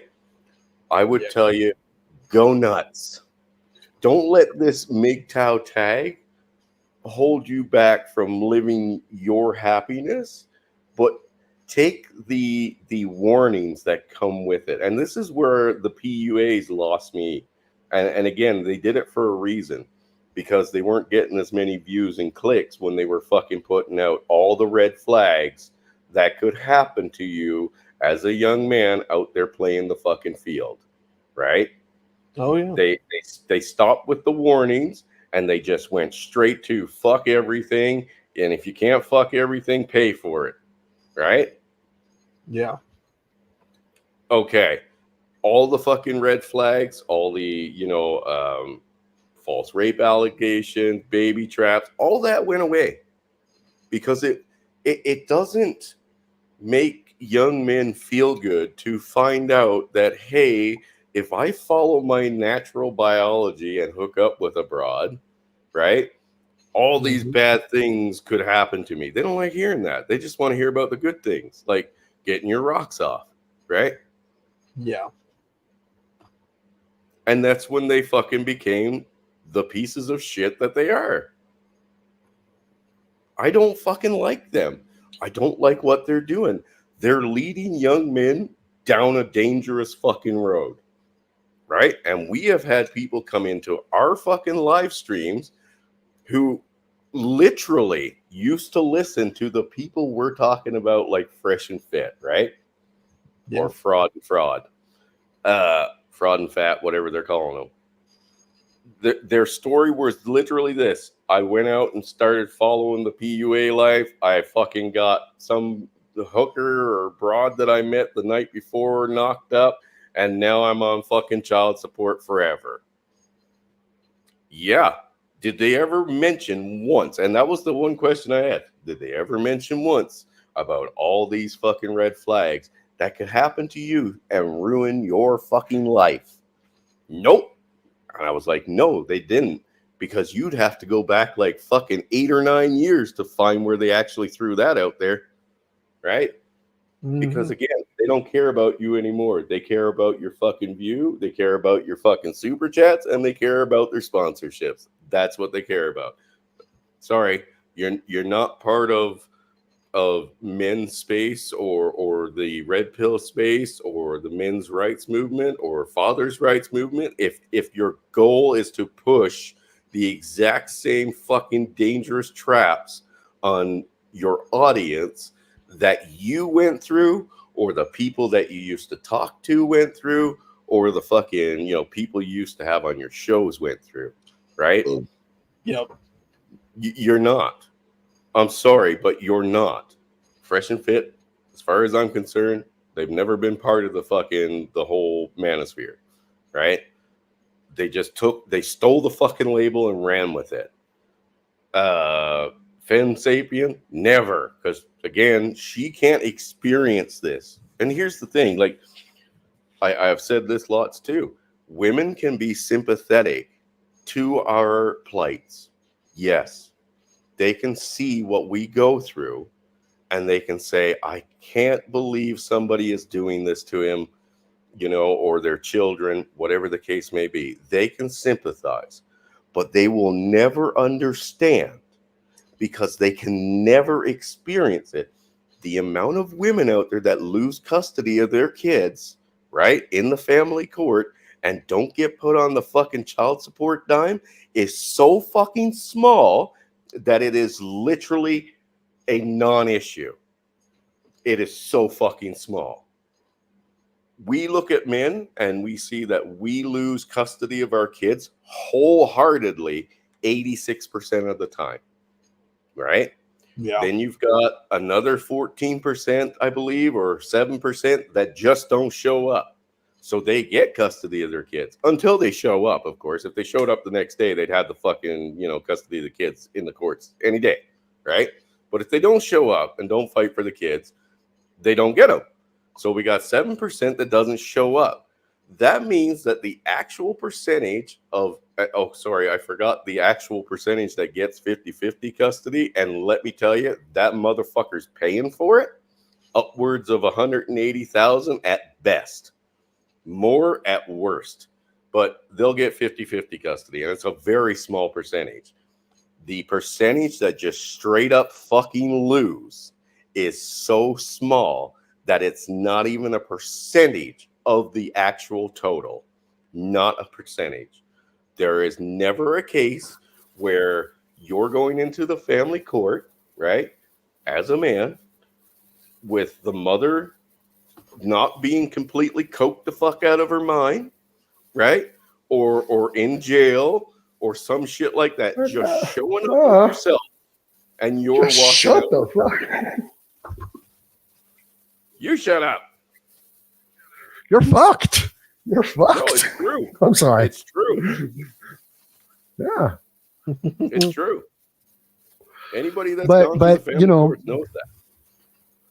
Oh God, don't even get me started on the court system and the judicial system, But let's go back. You were talking about the young guys coming in and diverting MGTOW, correct? That's what you were saying, right? No, okay. Not young guys, not just young guys. It could be anybody that'll divert it, taint it. It can be anything. Co-opting it for their own, greed, whatever, right? Whatever but the here's case the is, thing. Yeah, but here's the thing. They're not people coming in trying to divert it, they are people who have already themselves been diverted, okay? Mm-hmm. And they're wandering in here. they're Well, that's not possible. here to but no, they're not here to destroy you. They're lost. Well, would you say Fresh and Fit are lost, or are they just I have playing the no system? idea. Bro, I've never listened to them. I've never listened to almost any of this stuff. You know, I haven't even been here for like 5 years. That's true. So no, Well, man. I mean, I'm you just were like here during I'm just like a peacemaker.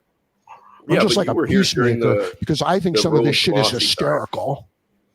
right? You were here during the Sure, Rolo Tomasi absolutely. time. Who do you think fucking trained them? It was Rolo Tomasi. Well, yeah, you know, but somebody's acting like they've got some insight, you know, to share with other people, but they themselves are fucking lost. So you think that, well, I don't know what you think, bro. But you're arguing like with a wild animal is what I'm suggesting. You know what I mean? Like we're trying to reason with a wild animal is kind of what I'm saying. Yeah. Yeah. That's all. I totally agree with that. Like you're trying to reason with a wild animal or a deaf person or a fucking rock. You can compare them to whatever you want. But I'm saying is we will never get promoted like they would. You know what I mean? We would never get the attention thrown our way that they would. Now, eventually, just like with hey, do you want it? Guys, do you want I would like it? the red pill to yes, I would like the red pill to spread. Not me specifically, but the actual red pill philosophy. I would like it to spread, and it's getting there. It's getting all over the world, right? But it's a matter of who gets pushed in front of them first, right? And that's where like the PUAs and stuff and the fucking Fem Sapiens all get pushed out there first. You know what I mean? Absolutely. Whatever appeals to their most base instincts will, of course, become the most popular. Yeah, totally. It's true. Yep. But and they will co-opt and divert, you know, this thing that, you know, you hold in high regard, in high principle, and things like that. And the more you care about it, the more they'll fucking do it, and it'll hurt you, you know.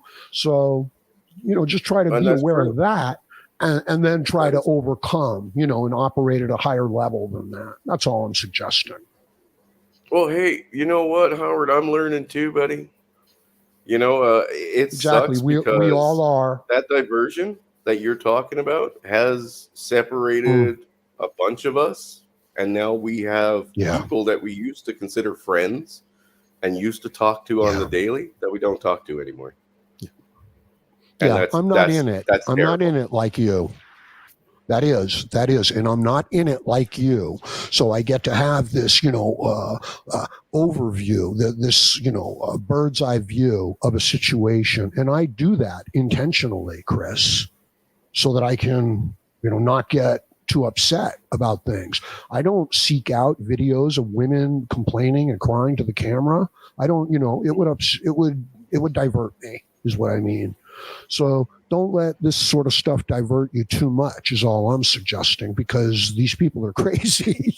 They're like wild animals. I believe and this is, I've been asked this question myself numerous times about why do we keep talking about women? Why does this keep coming up in our community? Because I believe, and this is a very simple philosophy that I go by, because and I don't consider women themselves enemy. I consider their actions, their thoughts, feelings, whatever enemy, right? They're constantly changing. And therefore, you have men out here that needs to know that it's constantly changing. They're constantly figuring out new ways to fuck us over as men. You have to stay on top of that to a degree. I approach it like this. Keep your friends close and your enemies closer, right? Know thine enemy. And again, I have to preface that the women are not the enemy. It's their thoughts, their actions, what they do. That's but outlaw, the these thoughts and actions, right, would yes, never be supported 50, 60 years ago. absolutely. There would be consequences for actions and thoughts like that, right? Absolutely. Back when we Right. had a normal society, one side of the aisle has been told, hey, you can do anything you want and we will never hold you accountable. In fact, when you fuck up, we will hold the opposite side accountable. Mhm. Which, hey, Well, who the fuck wouldn't take that offer? now, You know what I now, mean? now, depending upon how deep people have went into all this, you find out that feminism is not the final boss of all this to MGTOW and all. You find out that them and BLM and Antifa and LGBT and all these people, they all have a common denominator of people who use them like tools. The real Yeah. enemy to the MGTOW, to the Red Pill Man, men in general, is your government. Yeah. The Well, people that's, in and the you know government, what? If the corporations, Howard, Fortune 500 companies, banks. you've been around since the manifesto came out, right? The one that Brandon likes to talk about. That Yeah. manifesto lists your separation from the government as the second part, right? Mm-hmm.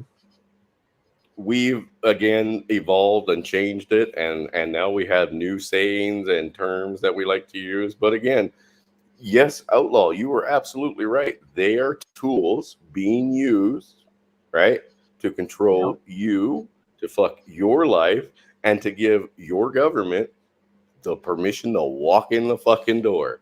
Well, we were invited, right? We were invited by your former partner here. Yeah. And we're going to do whatever the fuck we want to you. And that's how we control you, right? Mm-hmm. Again, it's almost like a new form of taxation. Dick taxation. Reproduction taxation. And again, everybody fucking loses but them. In the end, we all lose, but only one of us can see the horizon and see where if I do A, B could be a fucking consequence. Other people just see the fucking upfront carrot. It's the carrot and the stick. You know what I mean? Mm-hmm. Like, I see a carrot. I'm going for the carrot. That's all that matters is the carrot. Yep. Whatever it costs me tomorrow doesn't matter. Yep, absolutely. I mean, some people are only trained to see the carrot on the stick in front of them. Other people are smart enough to see who's holding that stick with the carrot on top of it or hanging from it. So it's the same metaphor with pigs eating slop. You got to be smart enough to look up and see who's throwing the slop down at you. That's it. I guess. I haven't heard that one yet. I've heard one about pearls and swine. Well, the old adage where pigs, they never look up to see who's feeding them. Just as long as they're getting to eat, they'll eat the slop, right? Right. So you got to look up to see who's throwing the slop down at you at some point.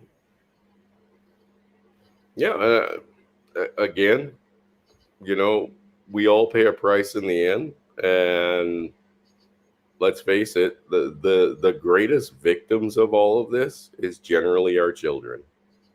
Yes. Those are the ones we were supposed to protect and look after and, basically educate to be wiser and better off and better for it than ourselves, right? That used to be a team effort. Now we've lost the team. We've lost the team. I mean, I was married once. I didn't plan on getting divorced, right? Mm-hmm. Whatever we went through, that was a part of what we were here for, right? Mm-hmm. Good, bad, fucking, and the ugly all together. Unfortunately, nobody brought me a fucking nice big carrot and said, "Hey, if you leave, we'll give you this and this and this." That's what they went to her for. No, they brought the stick. They bring the stick to the men, and the carrot and the stick is, here's the reward. And I guess we could say it's the reward is the pretty woman, the happy life, the domestic servitude, the sacrifice, pretty much, of the man.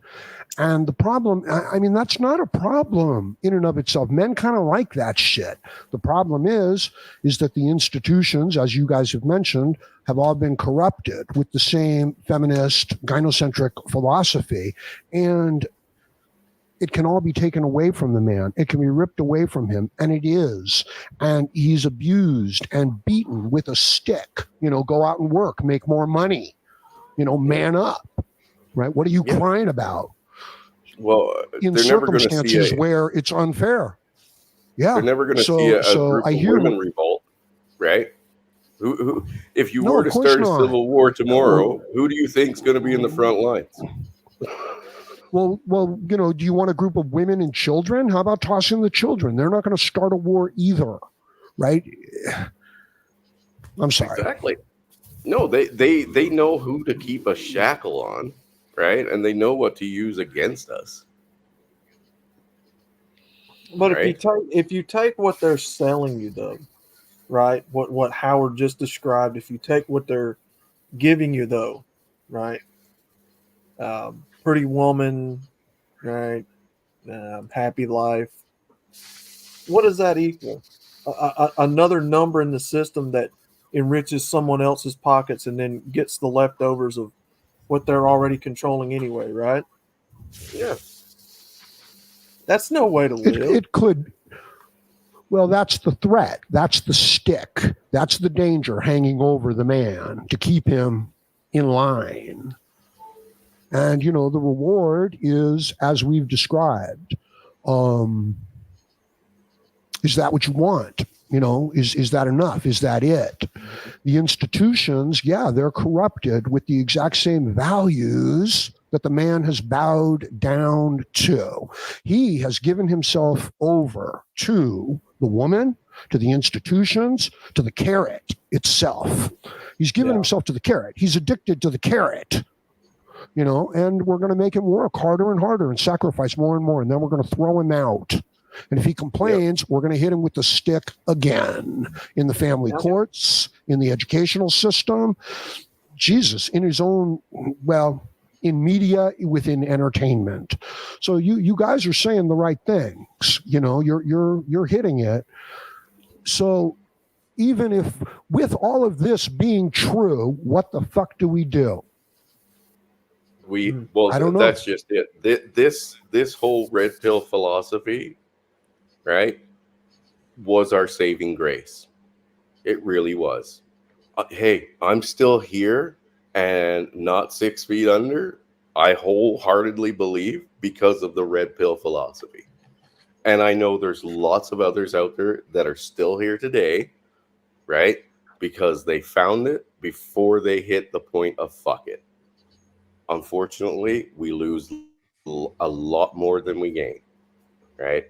And again, we just want to fucking live our lives in peace and happiness and fucking, we want to have kids, we want to have wives, we want to have our fucking picket fence, but that was the dream that was not only, it wasn't sold to us because it used to be something we had before we allowed the institution to basically claim it all and say, well, now this is the dream.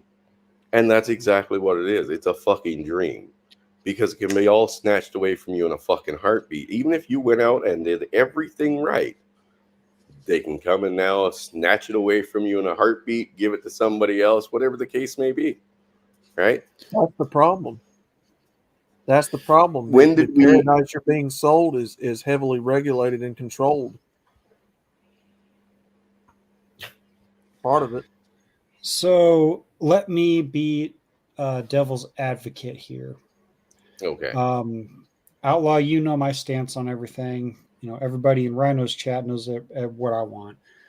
What I want is basically exactly what you guys described. The family, the dog, the white picket fence, all of it. I'm pretty sure a lot of guys in, the manosphere, red pill, MGTOW community and whatnot they can say that they don't want it, they're walking away from it, but there has to be a small, tiny little voice in the back of their head saying, make a family, make a legacy, and teach your children to hopefully unfuck this world that has been fucked over by generations that come before us. That's kind of my mindset. And I'm not going to talk shit on guys that say I met the woman of my life, she's cool as shit, this and that and this and that. I'm like, hey man, good on you. I hope you know I hope you know the dangers of the situation that you're getting into, and I really don't want to see you have to come face to face with those dangers. Well, I don't Jimmy, want that. Absolutely. I want guys to go out there. I want them to get married. I want them to have kids. I want them to be happy.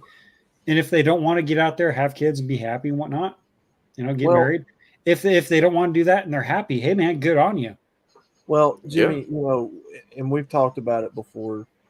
I think one of the biggest disservices that a lot of this philosophy has done to a lot of these guys is in a way, a lot of the people have taught men that women are the enemy to all of us, and they're not. No. If you go back and look at the manifesto, and me and Brandon got into talking about it today, you can ask Kimmy. Instill femininity in women, right? That tells me right there, straight off the bat, that we were never, even with the MGTOW philosophy, we were never meant to be at war or at enmity with women themselves. Of course not. They're the other half of our fucking. They're the other half of our fucking species. Exactly. Without either one, we're fucked. If you had no men, you'd be fucked. Okay, and here's the thing. But women have been taught that men are so inadequate and everything just runs automatically or some shit. They literally wouldn't know what to fucking do tomorrow if all the fucking men disappeared on the planet. Fuck a planet, a city, a town, whatever. The whole fucking thing comes to a grinding fucking halt. But they don't realize it because they've been told that they're not only unnecessary, but they're a detriment to your fucking society. And they bought it. It's like me telling my son right now, right, or since he was in the cradle, look up at the sky on a sunny, clear day, and that sky is red. Not blue, it's red. Right. I'm going to repeat that every fucking day of your life. Sometimes multiple times a day. Eventually, that kid is going to look at another kid in the eye and say, hey, you're wrong. That sky is red, not blue. The unfortunate side effect is we happen to be living, all of us here within earshot, happen to be living in a time where so many generations of women are ruined with diseases. Feminism in and of itself is a disease, right? The way that the courts and stuff are stacked up. We just happen to be living in a very piss poor time, health, financial, and judicial wise for men and women in dynamics, which that's why MGTOW's here. But and I'll be the first one to say I'm an advocate that we need to better society for both men and women. Well, again, Jimmy, without the other side, we're both fucked. Yeah, and that's one thing that I was preaching to. Well, not really preaching, but my argument was to the naysayers and all this and all that. I was saying, okay, so basically, I'm paraphrasing myself here because I can't really remember the conversation. The red pill manosphere MGTOW side of fuck all women and this and that this and that and this and that, that's basically the male version of feminism, because they are completely shutting off everything and they will help destroy society, when in all actuality we really need to both come together, figure out what the fuck is wrong with everything, unfuck this whole situation, and then that way we both have men and women saying fuck you to the establishment, the society, or whatever that's been brought up for the past 40, 50 years. Say fuck you, we are rejecting modernism and we are returning to traditionalism, because traditionalism is what builds society. And if we don't have a society to build off on, it's going to erupt into chaos. No one's going to know what the fuck to do. And then eventually, if the entire, unless the entire, human race is completely fucking wiped out, we're not going to be able to return to traditionalism until that big major event, whatever it shall be, happens. I don't want to see either one of those happen. I want to try to nip this in the bud, cut it off at the pass, whatever the fuck you want to say. Men and women, we need to unfuck both of our situations, come together and say, you know what? Fuck you to the establishment and fuck you to everybody that has destroyed this fucking society. Right, but right now, Jimmy, in the first world countries, you can't, like Howard said, you can't sit down to a table and have a negotiation with Iraq. And that's the funny thing. The funny thing is, I've also come to the realization, and I really Howard, would. Are you doing blow? Right? Yeah. Well, thank you. No, I need to know this audio feedback information. It's very important to me. Look, you guys are making some great points, and I agree with everything that you're saying. Look at the current American election. The people are turning on the wokeism, the feminist bullshit. They're starting to see through it. It only goes so far.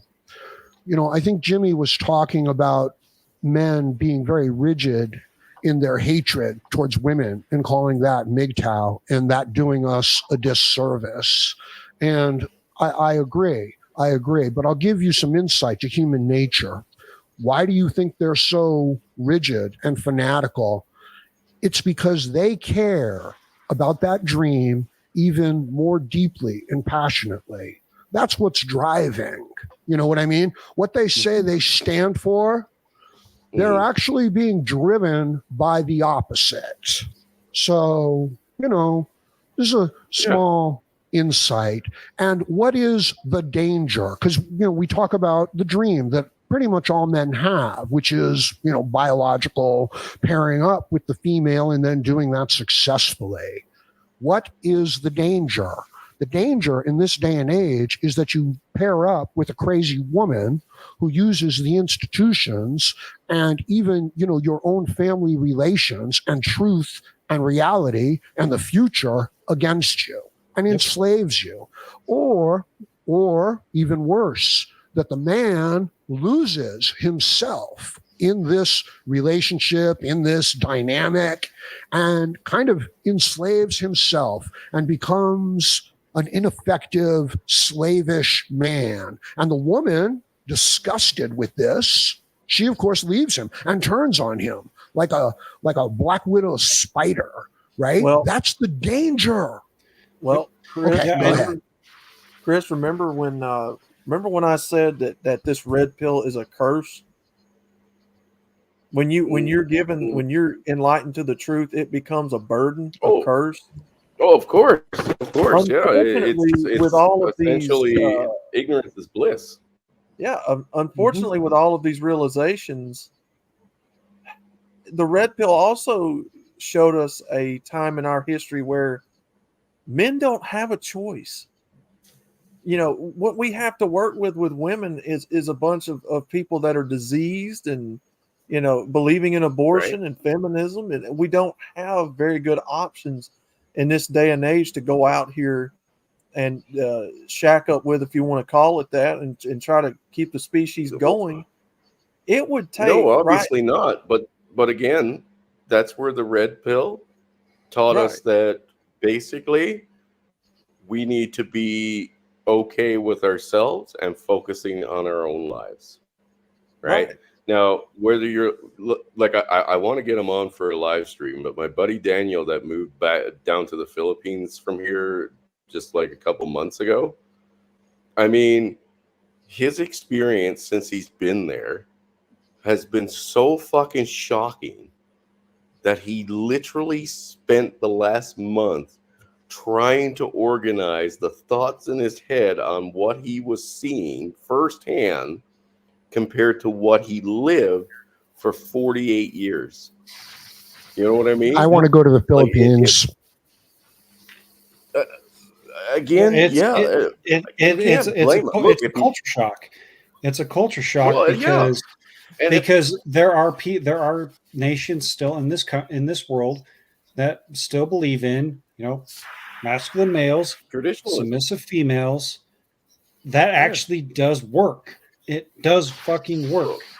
And you know, I'm scrolling through the comments and whatnot. I know I'm gonna get shit for what I'm fucking saying, but you guys have to understand.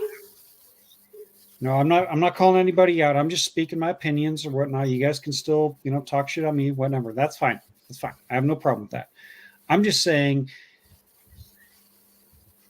I understand the red pill MGTOW side of things. Trust me, I have lived that life. But I am also still having that, you know, because I will be 34 years old this year. I haven't been laid in 6 years. That's fine. I'm not out there looking for sex. I'm not, slinging my seed like an old broken bird feeder. That's fine. But I do want to, you know, maybe find a good girl, settle down, get married, have a couple kids, and raise those kids how my dad raised me, because that would be the utmost respect and that would be the utmost privilege that I could ever do for the man that raised me. Of course. And, you know, that's just my opinion. That's just my opinion. You guys can shit on me for my opinion for all they want. That's fine. I'm happy for you guys if you guys are living your guys' life. I'm not telling anybody how to live their life. Well, I'm just I'm just speaking my mind and my opinion. That's all I'm doing. That's our natural state of being, though, right? That is our natural state of being. Getting that family unit together and building a home and having children. That's what we're literally programmed down to our DNA to do. Yep. Okay. And I can understand. The system has been fucked over against men. To if you walk into family court, divorce court, or anything with a swinging dick, you're going to get your swinging dick fucking cut off. I understand that risk. I understand that risk. When Western women say, "Oh, fucking men don't want to settle down anymore," no, that's not true. They know that settling down with you here is too fucking dangerous. So they will go to the Philippines. If they didn't want to settle down, they wouldn't be going there, right? For traditional fucking lives. Sorry, but this is on you. You got to fix you. In my opinion, if we want to fix this is my humble opinion. This is what I think. Take the current generation of children that have never heard the word feminism. Never heard the word, gynocentrism, all of this. Get them away from all of this and raise them with the correct morals, ethics, values, and principles. Get them away from whole culture, thought, nature. Howard, what are you smoking? I think Howard, are you grilling a steak there, Howard? Start with your next generation. Sorry about that. I don't know what's going on with the audio. Please continue. Start with the next generations that are pure and blank slates as far as all of this is concerned. Raise them away from all of this. Give them a fighting chance to not have to see thought culture. One thing is that's next to impossible because the entire world is connected via social media now. It's only a matter of time before you see social media in every corner of the world. Unfortunately, I don't know. Outside of that, I don't really see a way to really fix this. Yeah, you basically got to start a new fucking city in a part of the world that's isolated. We got to do the village. You guys are actually continuing on my point of, well, if things can't be fixed within the next 5 to 10 years, a total societal collapse is the only thing that is going to fix things. because then men will finally become masculine. There will be the hunters, the providers, and the protectors, and the women will be like, okay, Right. well, we're gonna. Well, they'll get a reality check. They'll get a It's reality check going where to be a really bad reality check because it's going to wipe out a bunch of the population, and I don't want that to happen. Oh yeah. No, but see, that is the goal of these governments and the establishments that control them, like the WEF, right? Yep. What is it they always preach? Population down, right? They don't want you to outnumber them as much anymore, right? And they get the result one way or another. This is like a guaranteed scenario win.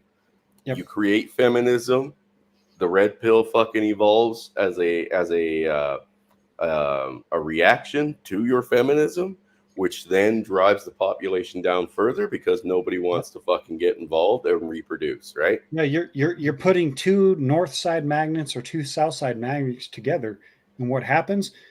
It drives everything apart. Exactly. And you know, I'm not calling these guys out or anything, but I do see a couple more guys in the chat here.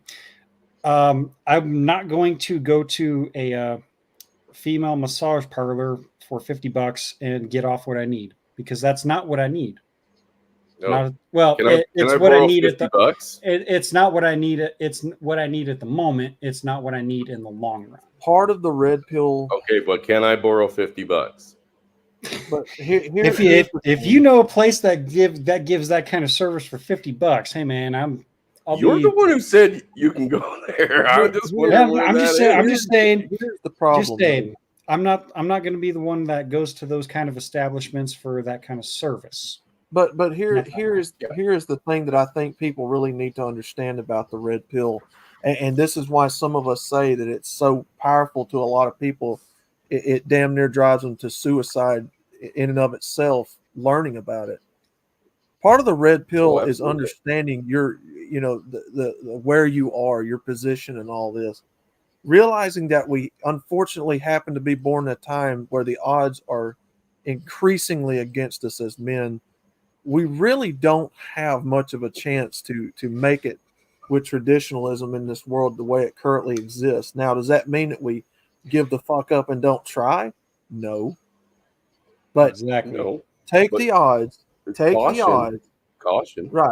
Right. Take the odds and take the odds and apply all of the variables. Well, that's why recon the mother. Do like everything that like I've watched from Pop. You know, I don't watch any other red pill MGTOW content guys. I know what I need to know from Pop.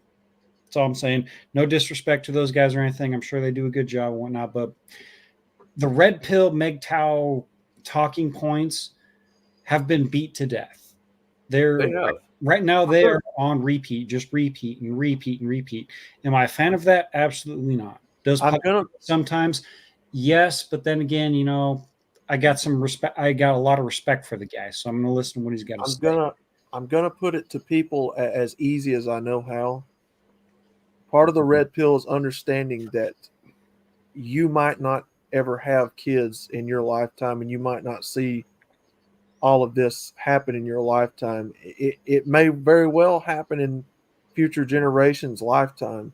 You have to make peace with the fact that you may never have that. That's part of the red pill, understanding that it may skip your generation and go to the next one. Who knows? Yep. Our generation and the people around us are fucked. Their health is fucked. The gynocentrum is fucked. You know, there is no fixing this, I'm afraid, in our lifetime. Yep. So what do we have to do? We have to make peace with what we've got here in the time that we've got left here and try to make it better for the people that come after us. That's part of the realization of the real red pill, is understanding that you might not get what you want out of it, but people that come after you might. Mm-hmm. So make it a better world for them, even though it may cost you and you may have to sacrifice your time here for it. Unfortunately, that's the red pill truth. And you know, it sucks. I have a hard time dealing with it. It's the truth. As someone that has lived through his parents being divorced at a very young age, I think I was like 8 or 9 when my parents finally got divorced. I have stories that a couple people know in the community, but a lot of the stories I'm taking to my grave because I don't ever want anybody to know what I know, what may or may not have happened in my parents' divorce and whatnot. But to answer your question there in the chat there, Hemi, I am 33. I will be 34 in September. So I am God, he's going to get so drunk. No, because I only have one more beer left, and I got to work in the morning, so I can't get. But I mean, on your birthday. But let me, since I just laid a very heavy red pill on everybody here in the chat and the panel, let me give you a glimmer of hope. That doesn't mean accept defeat and just, roll over and die. Live every day as if you're living the best life you possibly can. I hate that phrase with a passion, live your best life, because you only have one life, and that applies, you have choices. Yeah. But anyway. Hey, No, that was hijacked too, man. That was hijacked, right? Right. That was hijacked and spun around to be like, oh, girl power, live your best life. Again, hijacked. But yep. I wanted to add in there what you were saying there, Outlaw, about discovering the red pill philosophy, getting your eyes open and the veils dropped to the real, the land of the real, as they say, right? It hits like a brick wall. Yeah. Oh, absolutely. It fucking destroys your fucking inner being, you know what I mean? And you're left holding these pieces of your life and what you believed was reality.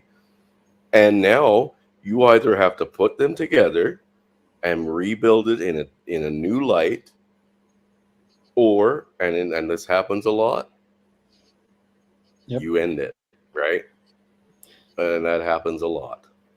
Yep. It really does. And I've heard a lot of guys within the community say the red pill is it's a theory that you apply to your own life. So for my theory, you use facts, logic, and reasoning to live your life. And that's how I've been doing it. I do understand the facts of, family court's going to fuck you over. You're going to get, more than likely, you're going to get divorced. You're not going to find a good girl or, a decent woman to, settle down, find a family. That's fine. That's also living in facts and logic. However, there's also that flip side of the coin where you can or cannot find the quote unquote perfect woman for you. Because I have multiple friends that have found their woman, have been with that woman since high school. So that's over 15 years. They have kids, they have family, they have jobs and whatnot. Their houses are getting paid for and whatnot. I'm happy for them. Happy for them. And I want everybody to seek out and find that kind of relationship. But I also do understand shit doesn't fucking work out that way. Shit is not always unicorns, rainbows, and fucking Skittle farts. Yeah. I understand. I understand. I fully understand. Fully understand. Hey, Jimmy, all you can do, right, as a guy in the Western world or in the first world countries where this is all the fucking norm, is okay. You again, to touch on what Outlaw was saying and what I've spoken to people like Indy about, right, is where do you go next? When you're done hearing the repeats and you know the basic fundamentals of it now, how do you build your life better for you and possibly any children you do have that may eventually find their way to you? I mean, my kids have been brainwashed against me, but that doesn't mean, when they're fucking 20, they won't seek me out, right? Yeah. What will I have waiting for them, or what kind of life will I have for myself while fucking living the new reality? that's somewhere where you can go after you're done hearing the repeats, like Jimmy was saying, right? The veil is down now. You've kept yourself alive throughout picking up the pieces, right? Where do you go now? And really, all I can say is build that foundation that no one can take from you. You know what I mean? Whether it's buying land somewhere, if that's what you want to do, and building a home that is not in a fucking cityscape. You know, I don't care if it's a hunting lodge near a fucking river, whatever brings you peace and happiness, build from there, right? Wake up every morning grateful to fucking be able to wake up. And it's hard. It's really hard, man. I miss my little boys all the fucking time. It is fucking tough to keep going. Okay? It is fucking heartbreaking. It is soul crushing. I have to fucking wake up and move forward because it's not just about me, right? Again, those 3 little boys could seek me out someday. I have a son here, right? So I have to find my reasons to keep going. I have to try to instill in the young son that I have here, you know, knowledge and experience that he may be able to use in the future, right? And I don't care if it's something as stupid and simple as fucking growing a garden. Fuck, I fuck up all the time out there, and I've been doing that for fucking years, but I get better every fucking year, right? That's what I'm doing. What you might be doing, or what you plan on doing, or what you would like to do, that's going to be different from me, right? Again, none of it is unuseful, and none of it is pointless. Yeah. As long as you're finding your reason to wake up in the morning and go through the fucking day, and still try to find some peace and happiness in your life. Yep. Again, different for every person. Set that foundation where you are comfortable, and then build your frame and stay on your frame. Don't let anyone's little, shit talking and whatnot get into your ear and say, oh, you're not fucking worth this, you're not worth that, and this and that and this and that, or Jimmy, you're fucking talking shit and this and that, it's never gonna happen. Like, I don't care. I am my foundation is set, and I'm building my frame. If you come in here and try to take a sledgehammer to my frame, God help you, because I sure as hell won't. I will either kick you out of my life for good because you do nothing but are a negative influence and whatnot, trying to talk shit and whatnot. You're gone. I am sitting here trying to build. You are trying to destroy. Seraphin's not wrong here. I have just as good a chance of my kids never reaching out to me again. I have just as good a chance of my little guy here growing apart because we all rebel and don't want to be with our uncool parents at some point. I have just as much chance as that. Again, I don't know what tomorrow's going to bring, and I'm just going to do what I have to do or what I can do to try to make our day a little bit better and to move on to the next day. Yep. Sure, call it going through the paces if you want, but I'm still here, Tomorrow is another day to make things suck a little bit less. I like that. I like what you guys are saying, and I agree with all of this. So let me add, let's say that all of this red pill knowledge is true. All of it. It's not, to be honest with you. A lot of it is a story that we tell ourselves. But let's say it's true, okay? So what are we going to do now? What are you going to do now? Are you going to give up? The odds are against you. They really are. There are dangers everywhere. You'd be taking quite a risk if you were to start a business, make a large investment, commit yourself in a relationship, sleep together, have a child, you'd be taking quite a risk. So what are you going to do? Are you going to give up? Are you going to be angry and lose hope? I agree with what you're saying, Chris. It's not as bad as you think. All right. I think that we could do a video on the percentage of men that reproduce throughout all time. And does it vary, very greatly and things like that. So let's say that the odds are against you. Let's say this is, what you want to do and the odds are against you. And they're hard at this day and age. Are you going to give up? Are you going to be upset about it? I understand. Yeah, you're going to be upset about it. But don't be upset for too long. Don't be upset for too long. It's like Chris says, you're teaching a lesson, okay? Yeah, things are bad. So pick yourself up, do what you need to do, get it done, all right? Overcome whatever it is that you need to overcome. That's what's important. I don't care how bad the situation is. I don't care how bad the circumstance is. I've been in some bad circumstances, okay? It doesn't matter. You can get upset, but the wise thing to do is to keep your head, to stay focused on your goals, to have a good attitude, to realize that you can help others along the way if you want to. You can make things better, and that's not a bad deal. As a matter of fact, it's a sweet deal, what's being offered, But you can focus on all the bad things, and you can keep telling yourselves, all the negative stories, and it'll make you depressed and angry and sick. And you can distract yourself with entertainment or like losing your temper.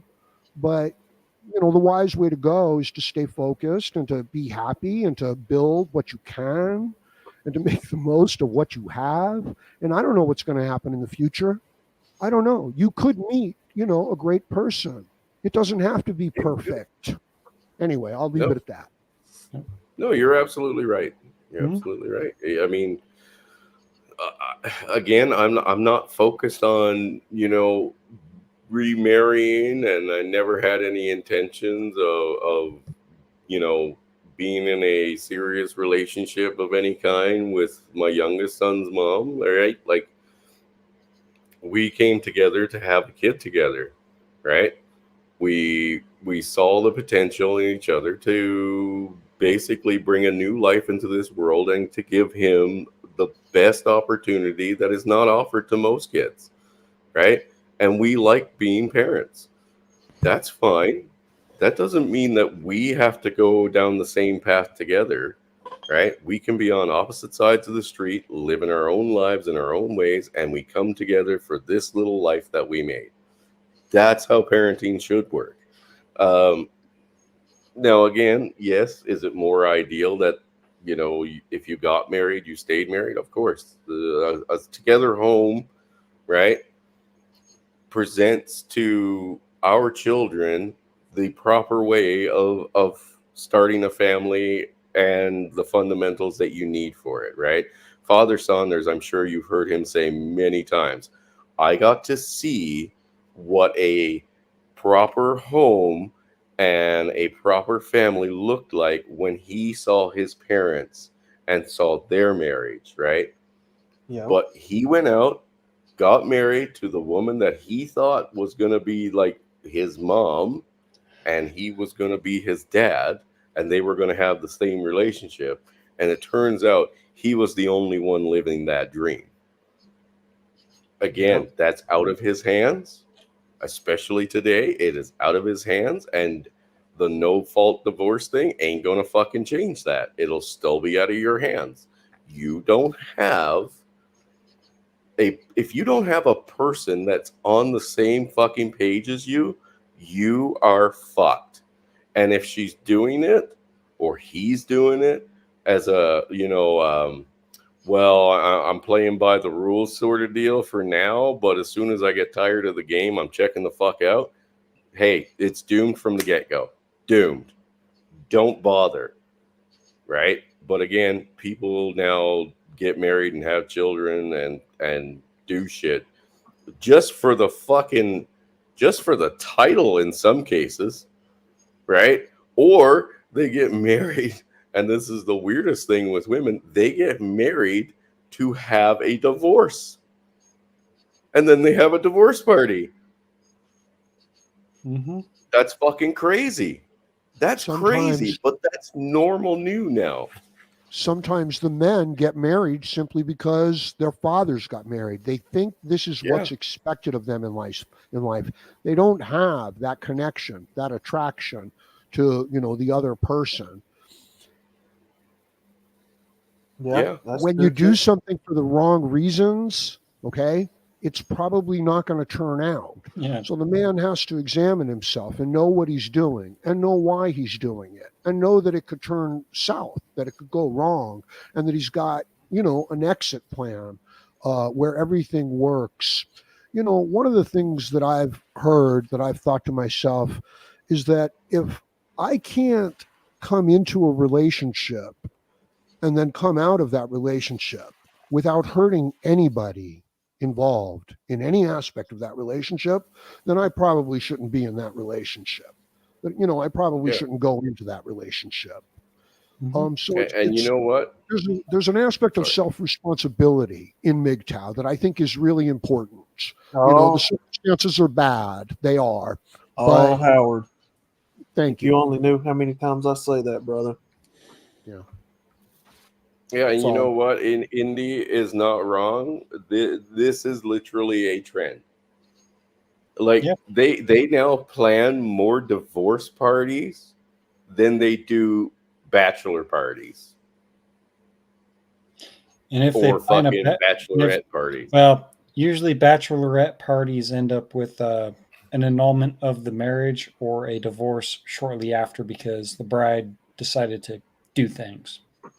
If Howard only had an idea of how many times I've said that myself personally, what a responsibility you have as a MGTOW, the way you wield this information at people, because we said it a while ago, this could literally set somebody off to want to off themselves if they're not capable of taking it. You have to be careful with how you tell people this information, because I don't know about you, brother, but I don't know if I could handle it on my conscience if somebody was told the red pill and they couldn't handle it and they just went out and off themselves. I don't know if I could handle that or not. It happens. It fucking happens, man. I mean, most of these dads that lose their kids in a custody battle and end up suiciding out, that's what that is. That's the veil coming down. And I don't doubt this for a fucking second, Arvo, that there are literally divorce rings being printed now. I don't doubt it for a second. Wouldn't surprise me. Would not. But again, I'm kind of the idiot on the tracks that's walking down the dark tunnel, walking towards the light. That light may or may not be, the way out, the way out to the shining light where you get the 3 kids, the 2 dogs, the 1.5 cats, whatever. Or it could cats be are assholes. Cats are assholes. I will put that out there. But I am a fan of all kinds of animals. But again, that light can either be your escape to the paradise that you've ever wanted, or it can be the train that runs you over.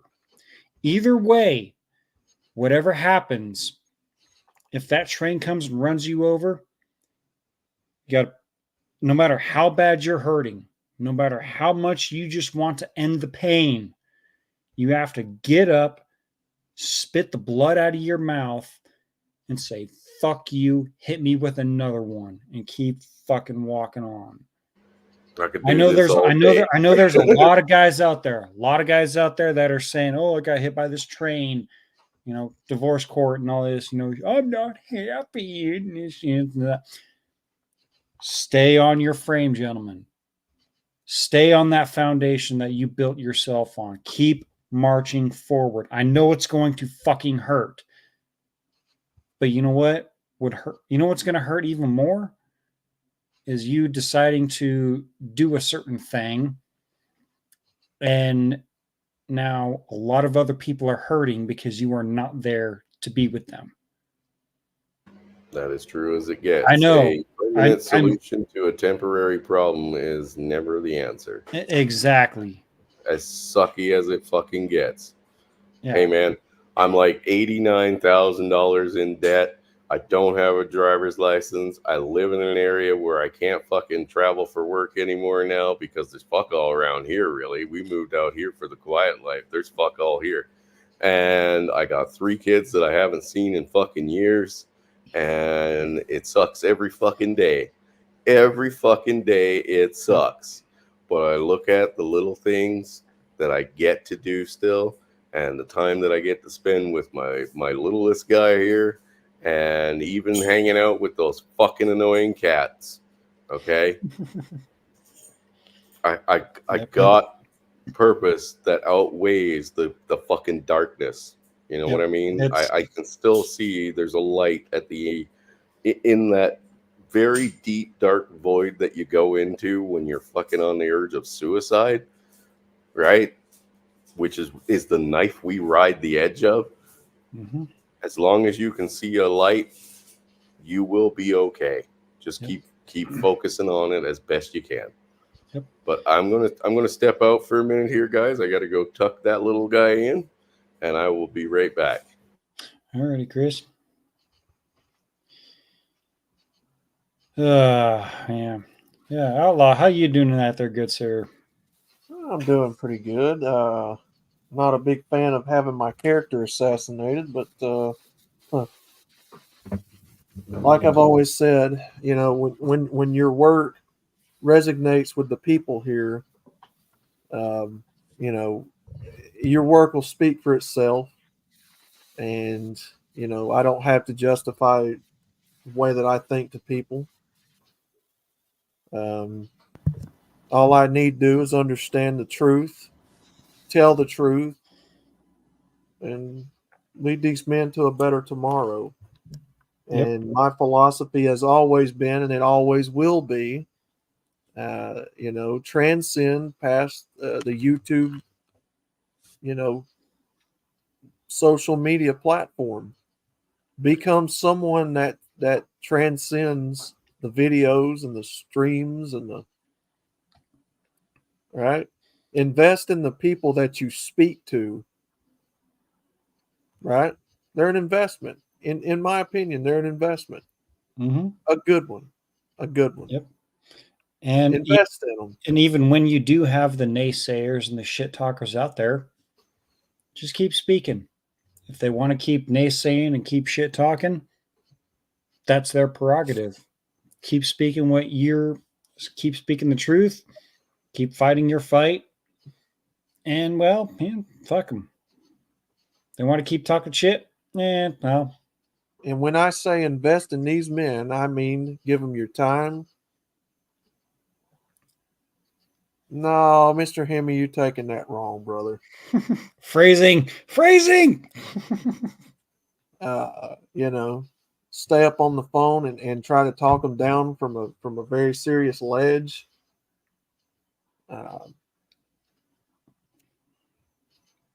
And that's always been my message about all this with MGTOW, right?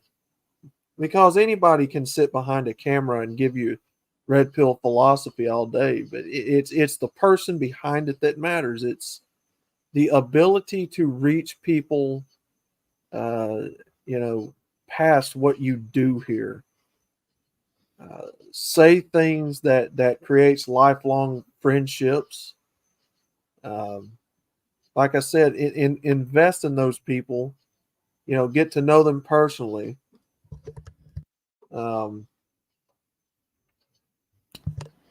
You know, I know for a solid fact that's what pays off in the long run.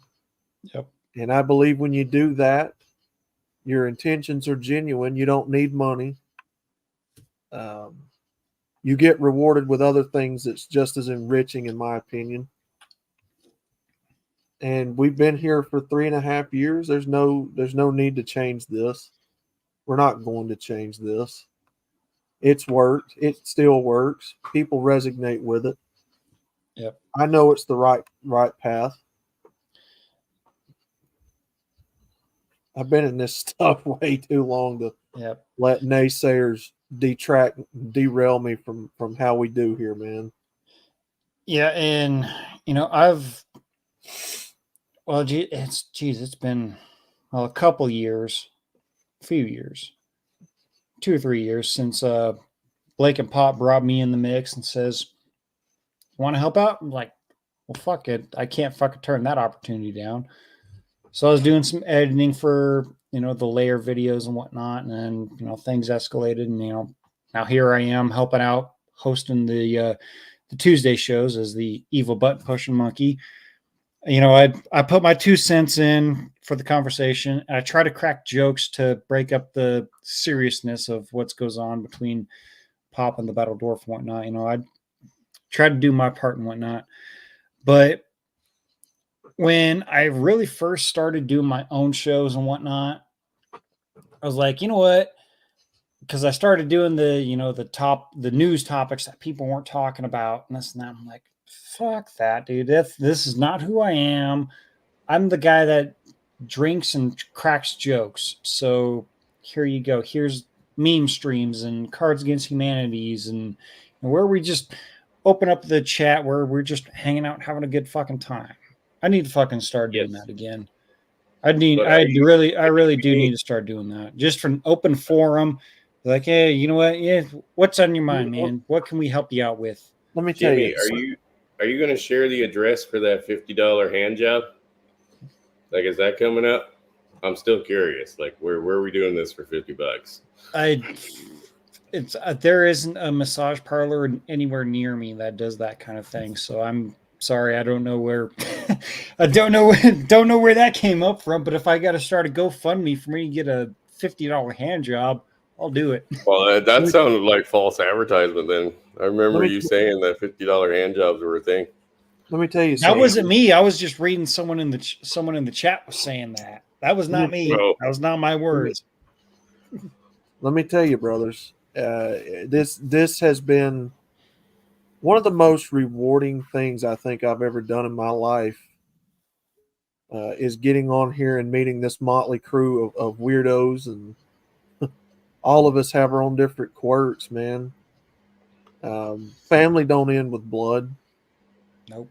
And that, in my opinion, is what I believe is the key to being successful with these guys, is not asking for money, is not getting on there and grifting and trying to get you back on the plantation. No, I know that getting to know them personally is the key to this, and you learn a lot about them. You learn a lot about yourself, and it has been the reward. It has been the catalyst for me personally for the last 2.5 years to do this, to get to do this. It's crazy what life gives you, man. It really is. Yep. Hey, when it gives you lemons, make lemonade, right? I would just want to add, if I might, I like everything that you guys are saying, and I'm very pleased to hear the things that you're doing and the meaning and the purpose that it has brought to you here in the MGTOW manosphere. And it comes back to what we were saying earlier about self-responsibility. Understand what is being offered here is also a product. YouTube is offering a product, a diversion, entertainment. These videos function as such for many people. For many people, even within the MGTOW manosphere, that's all they want. They want a diversion. They want an excuse. They want an identity. They've lost their identity. Can a content creator manipulate this and take advantage of this for money, for more views, for popularity?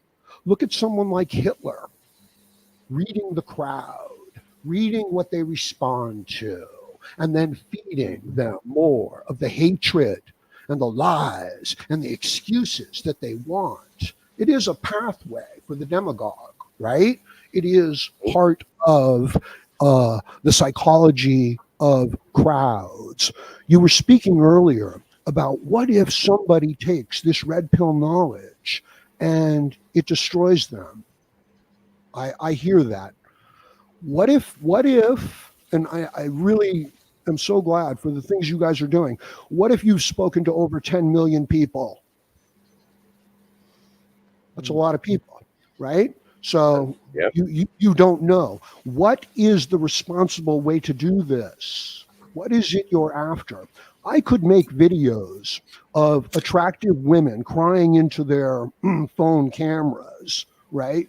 With auto fucking focus and auto fucking brightness and auto white levels set on it so that it looks good with filters and their makeup. Okay, crying into the cameras. And I could get 10, 20, 30, 50,000 views. But it isn't right. I know what I'm doing. I'm not exploiting the men here. I'm not here to do that. I am here to deliver that other message, the responsible message. Absolutely.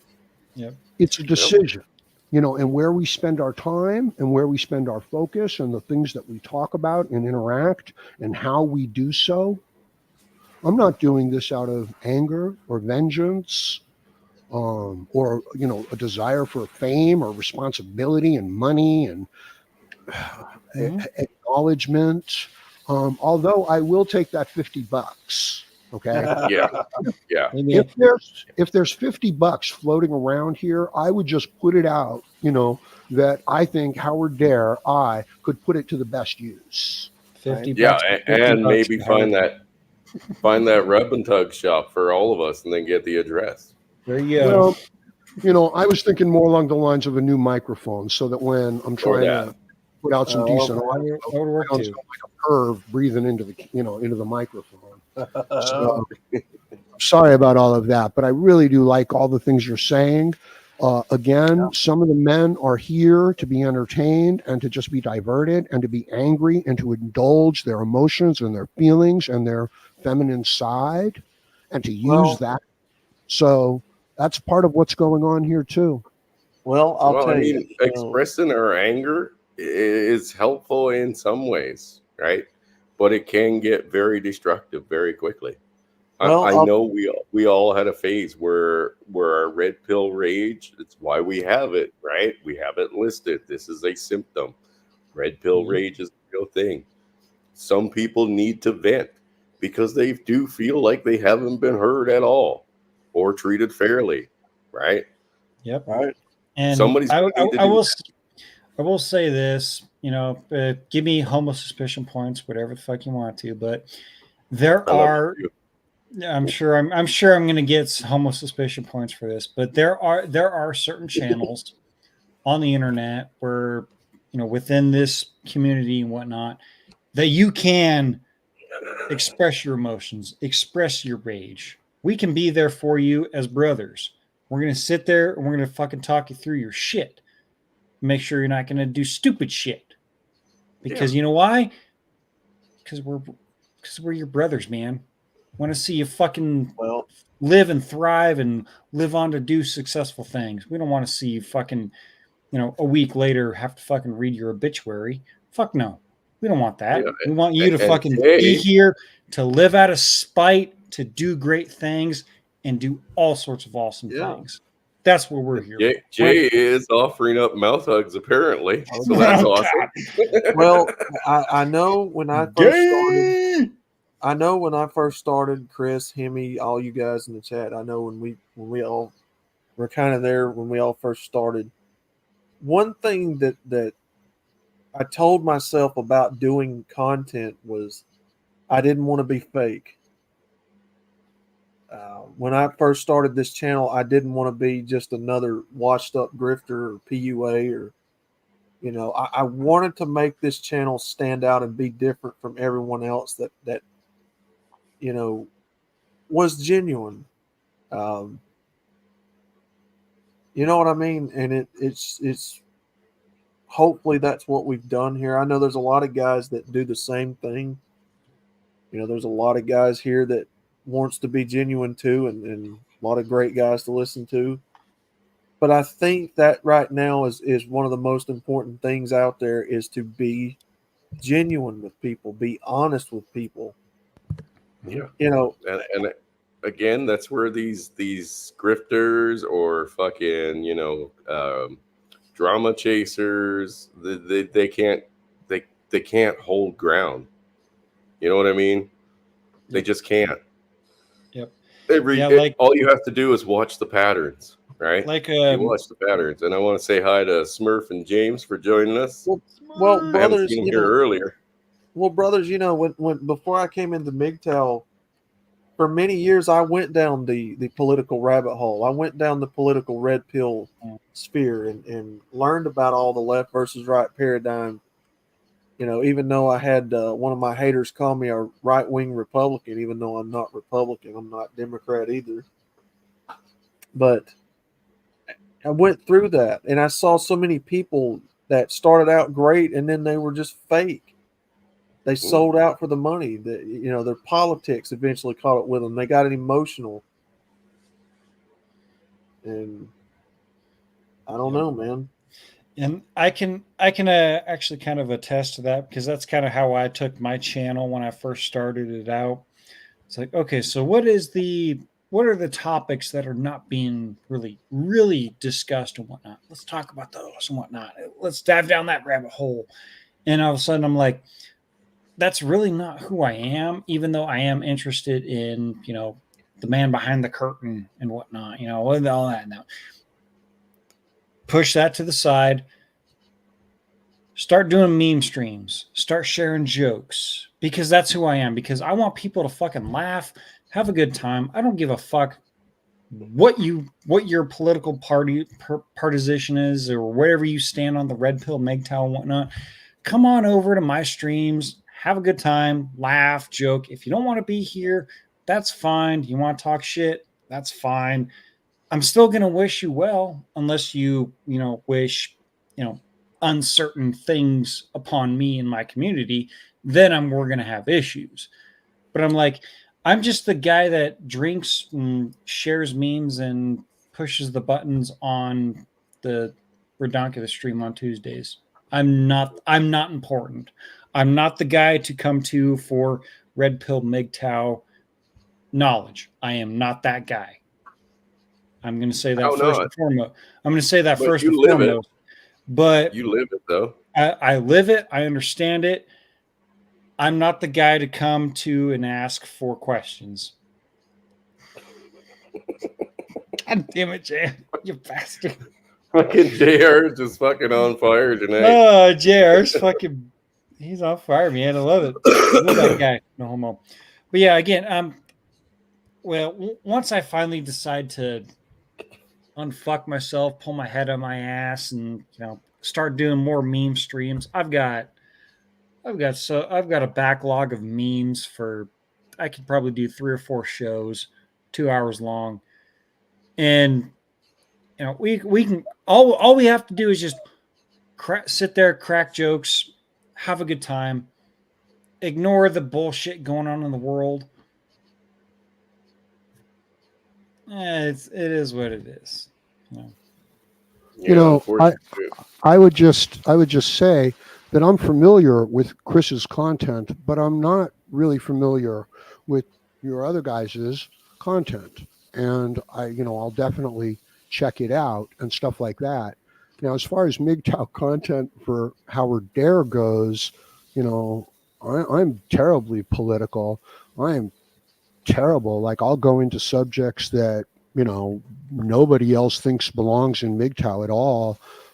And I have no problem doing it. I'll go into, history, to literature, to philosophy, to poetry. Yeah, I don't care. I'll use a woman's content.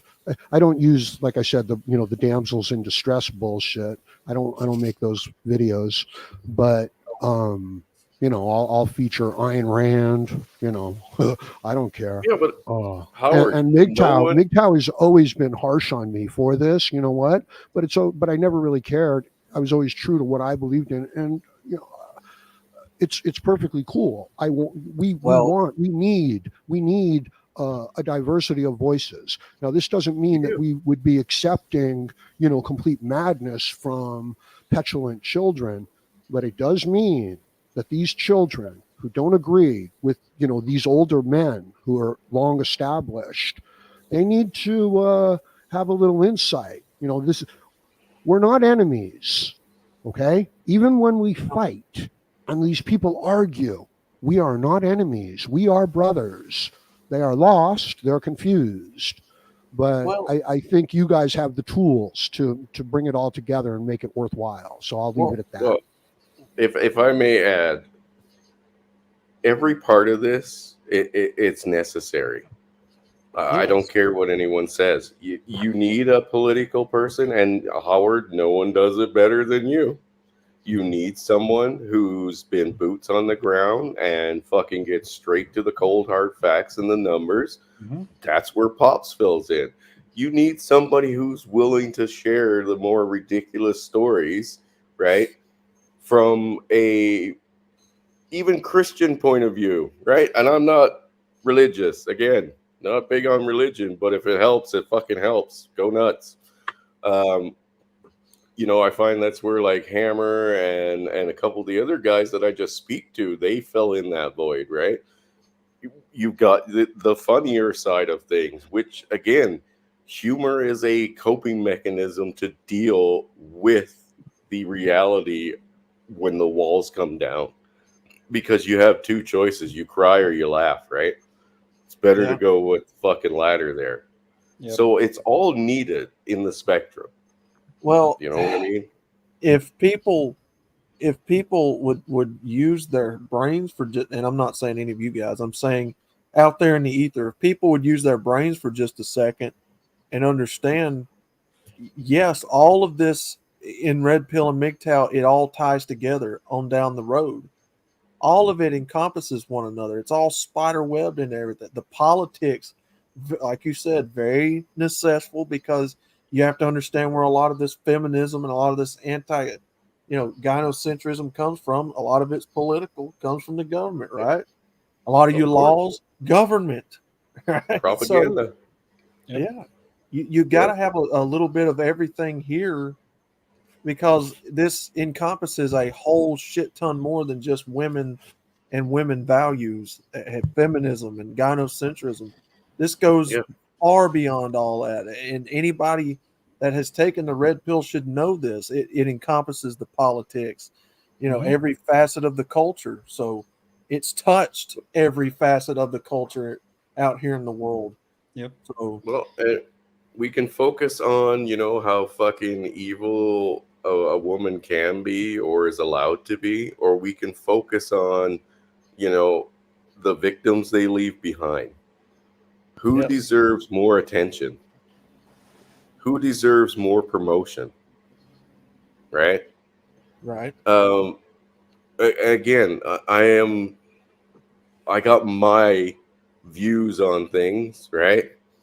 I am in more ways than one a staunch, hardcore Republican, I guess, in your side, but I don't fucking care for politics. I don't think the government should be involved in your fucking life at all. And that's what they're there for, to protect you and anyone else trying to interfere with your life that way. I am a big supporter of fathers being allowed to have access to their children again, not having their children used against them, right? For whether it's cash or prizes or spite. Because let's face it, you can have both fucking aspects of that, where the courts want cash and prizes and the woman is just there for spite. They want to hurt you as bad as possible, even if they set up their own fucking situation. Like my ex-wife. She's the one that filed for divorce and then turned around literally 2 days later and said, I abandoned them. What the fuck? You know what I mean? Oh, yeah. And again, I have my biases. And when you fuck with kids, I start to see a bit red, And I'm not going to lie, if I was planning on fucking checking out, I'm taking a lot of motherfuckers with me. And they're going to fucking earn every fucking one of them. You know what I mean? Like, And I wouldn't blame you because I know a lot of men out there would have the exact same attitude. But it's not what I want. Thankfully, cooler heads have prevailed. Yes, the man still got fucked over and whatnot, but a lot of other people did not have to suffer as well. I'm not saying that the man himself suffering is a good thing. It still fucking sucks. Still fucking sucks because it always fucking happens. Always fucking happens. But yeah, again, when it comes down to like myself, I'm red pill MGTOW adjacent. I know the whole system. I know how it all works. I've listened to pop for going on 7 years now. I've watched all the episodes. Hell, I fucking, I'm in the fucking inner circle, whatever you want to call it.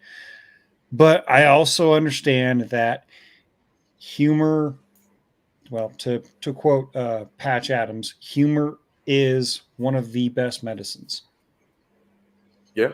Without a doubt. If not, it's part of what you need. Yeah. You know what I mean? When Blake first brought me into the inner fold and whatnot, he sent me a bunch of shit, the camera, the microphone, and whatnot. He said, "Fucking start up your own shit." I'm like, okay, so what am I gonna do? Well, first off, I was interested in the topics that were not being discussed too much in the media, the politics, and all this and that. I was like, you know what? That's not me. I am kind of interested in that. I'll keep an eye on that shit.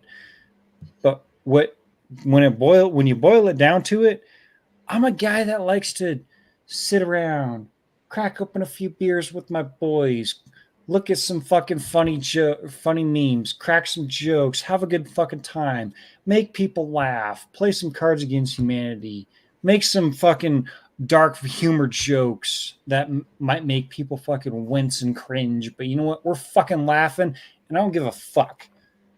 That's what I fucking want. And you know what, dude? We all need a break from this sometimes. I've talked to the guys in Discord a lot over the last year where I haven't been on here. Sometimes I needed a break from it. It's just like politics. It becomes so overwhelming to even hear anything about politics that you just want to fucking shut down. Occasionally, even the red pill content, I take a break from. Sure. And instead, I'll watch videos on fucking space aliens. So who the fuck cares? You know what I mean? It's good. You need to shut your brain off to the shit that that's been pounded in your fucking brain for the past 2, 3, 12, 20, 30 years. Yeah. You want to open up your phone or jump on your laptop and jump in one of my streams and be like, oh yeah, we're just looking at memes, man. I'm fucking making jokes and whatnot. Fucking yeah, I'm gonna play this one. Ha ha ha! Look at this guy. Yeah. Yeah. That's sometimes. Yeah, sometimes I just have conversations with the same guys that are in the chat here right now or on the panel, and we just do it in a Discord where it's all closed and it's just us, right? Yeah. Now, we wish there was more people there, and you're all welcome to join. That's not the case. It's just most people don't get reminded on where to go.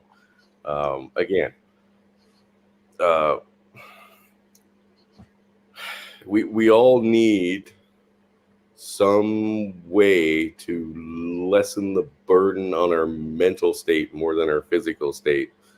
And it's something guys don't have anymore. Yep. I wanted to share a nice story that I heard. I think it was just this past week, and Tribe of Men was the one that shared it initially from the news channel first. And it was essentially a men's friend group, right? Men that didn't have a lot of friends in their lives, so they set up a group to meet other men that didn't have a lot of friends to hang out with, and they got together and they talk, on Discords or whatever the case may be, but they actually get together physically and go out and do stuff together, right? And it was the weird thing that I found is that it was the one time that the media, especially the mainstream media, basically showed an upside to men getting together and just doing stuff together, whether it's fishing or fucking cards or fucking whatever, golfing, whatever you're into, right?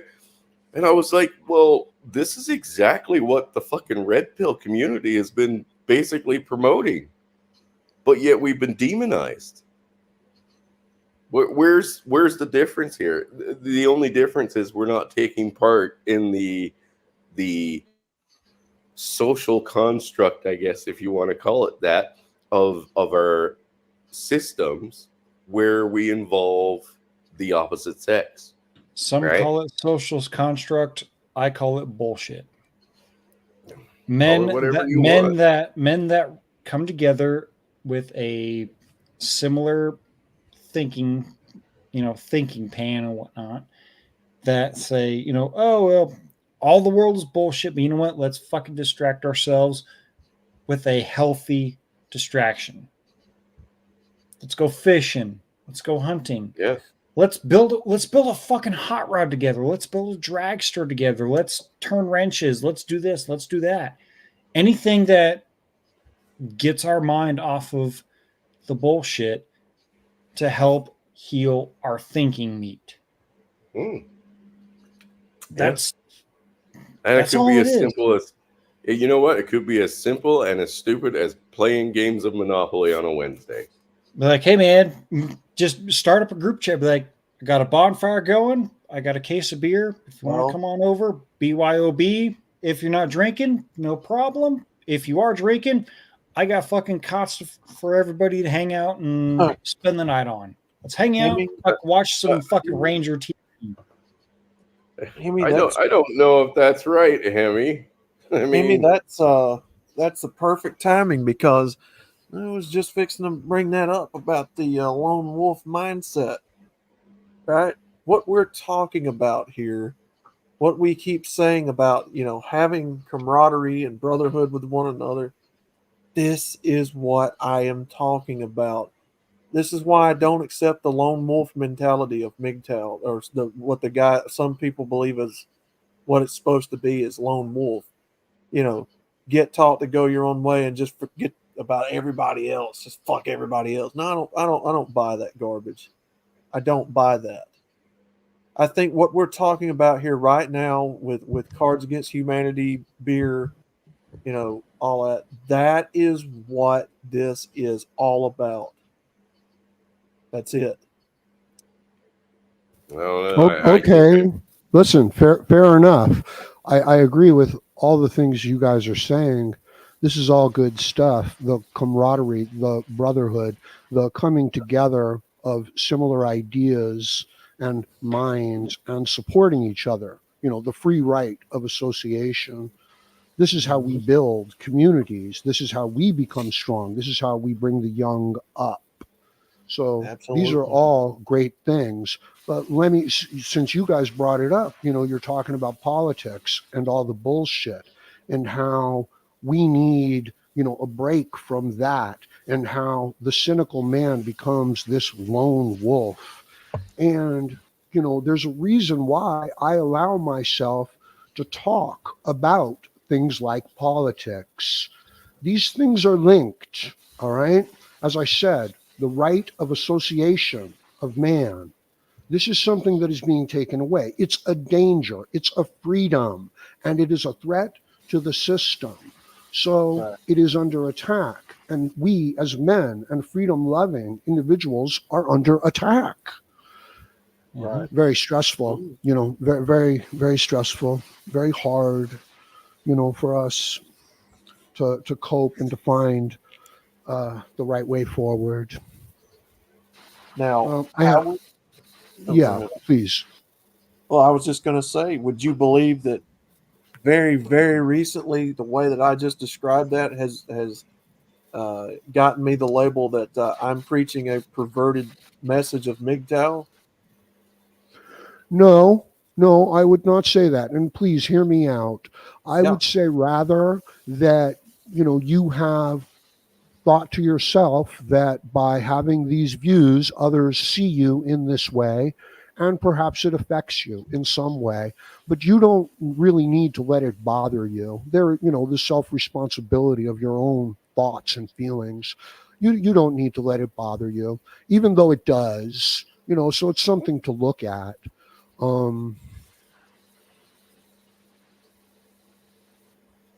Yeah, it's about self-ownership, and self-responsibility. Well, if you are out there talking about just speaking your opinions and whatnot, and a lot of people are agreeing with you, and a few people are coming up and attacking you over your opinions and whatnot, it's because Right? they haven't thought of a better way to help further the culture, the tribe, whatever it is. Well, And their only process is, this person is smarter than me, quote unquote smarter, whatever it is. yes. They Yes, so that they view that as a threat, and their only way to view that is to attack against them, and that is yes. a complete demoralization and a fucking anti-tool about the MGTOW red pill community and whatnot. But that is politics. That is exactly what politics is. And I shall tell you, it's crouched in the moral of, and I'm just doing this for the greater good. Don't you agree? You must agree, or you must be an evil, fascist, misogynist Hitler. Okay, so it's even weaponized into that. This is politics. This is entertainment. This is diversion. This is attention. This is views. All right. But all of these things are downstream of ethics. All right. Ethics, not what anybody wants, but what really is the best way forward.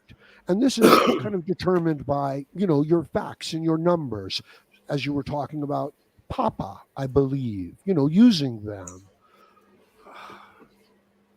So we got a question for you here, Howard. Inform the politics. And when the people come into conflict on their interpretation of this kind of shadow bullshit that they're interpreting, they come into conflict. But if you, in your philosophy, have your ethics straight, which MGTOW does represent, although not all people, are aware of it. They have hints of it.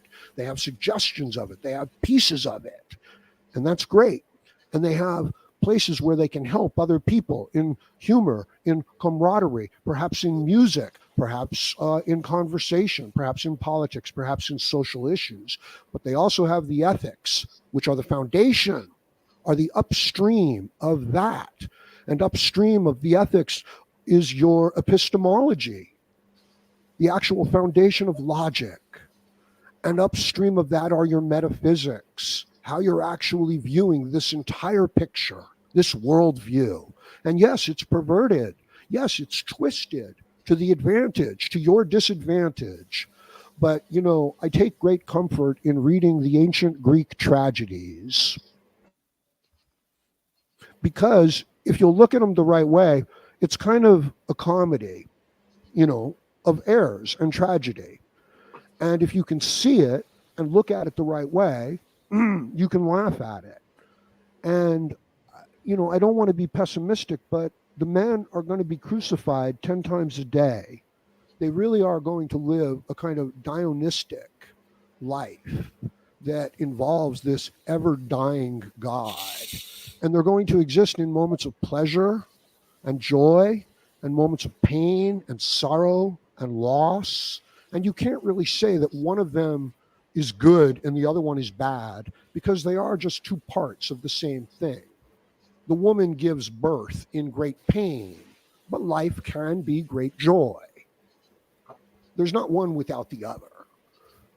So these things are linked. And I appreciate all voices, and I'm just really glad to be here. So I just wanted to throw that out there. Yeah, well, James, we had a couple of questions for you. Hemi wants to know: are you religious, or do you claim spiritualism, or what? Well, what's your take on that? You wouldn't dare ask me a question like that, would you? Like, and Hemi's I'm asking not. it. Wow. Well, yeah, it's very dangerous, right? There's all kinds of traps and snares laid along the way for the careless traveler in life. So, yeah, I believe I believe that God should be feared. If God exists, especially as the way people imagine him, I believe it would be quite wise to fear him greatly. Right?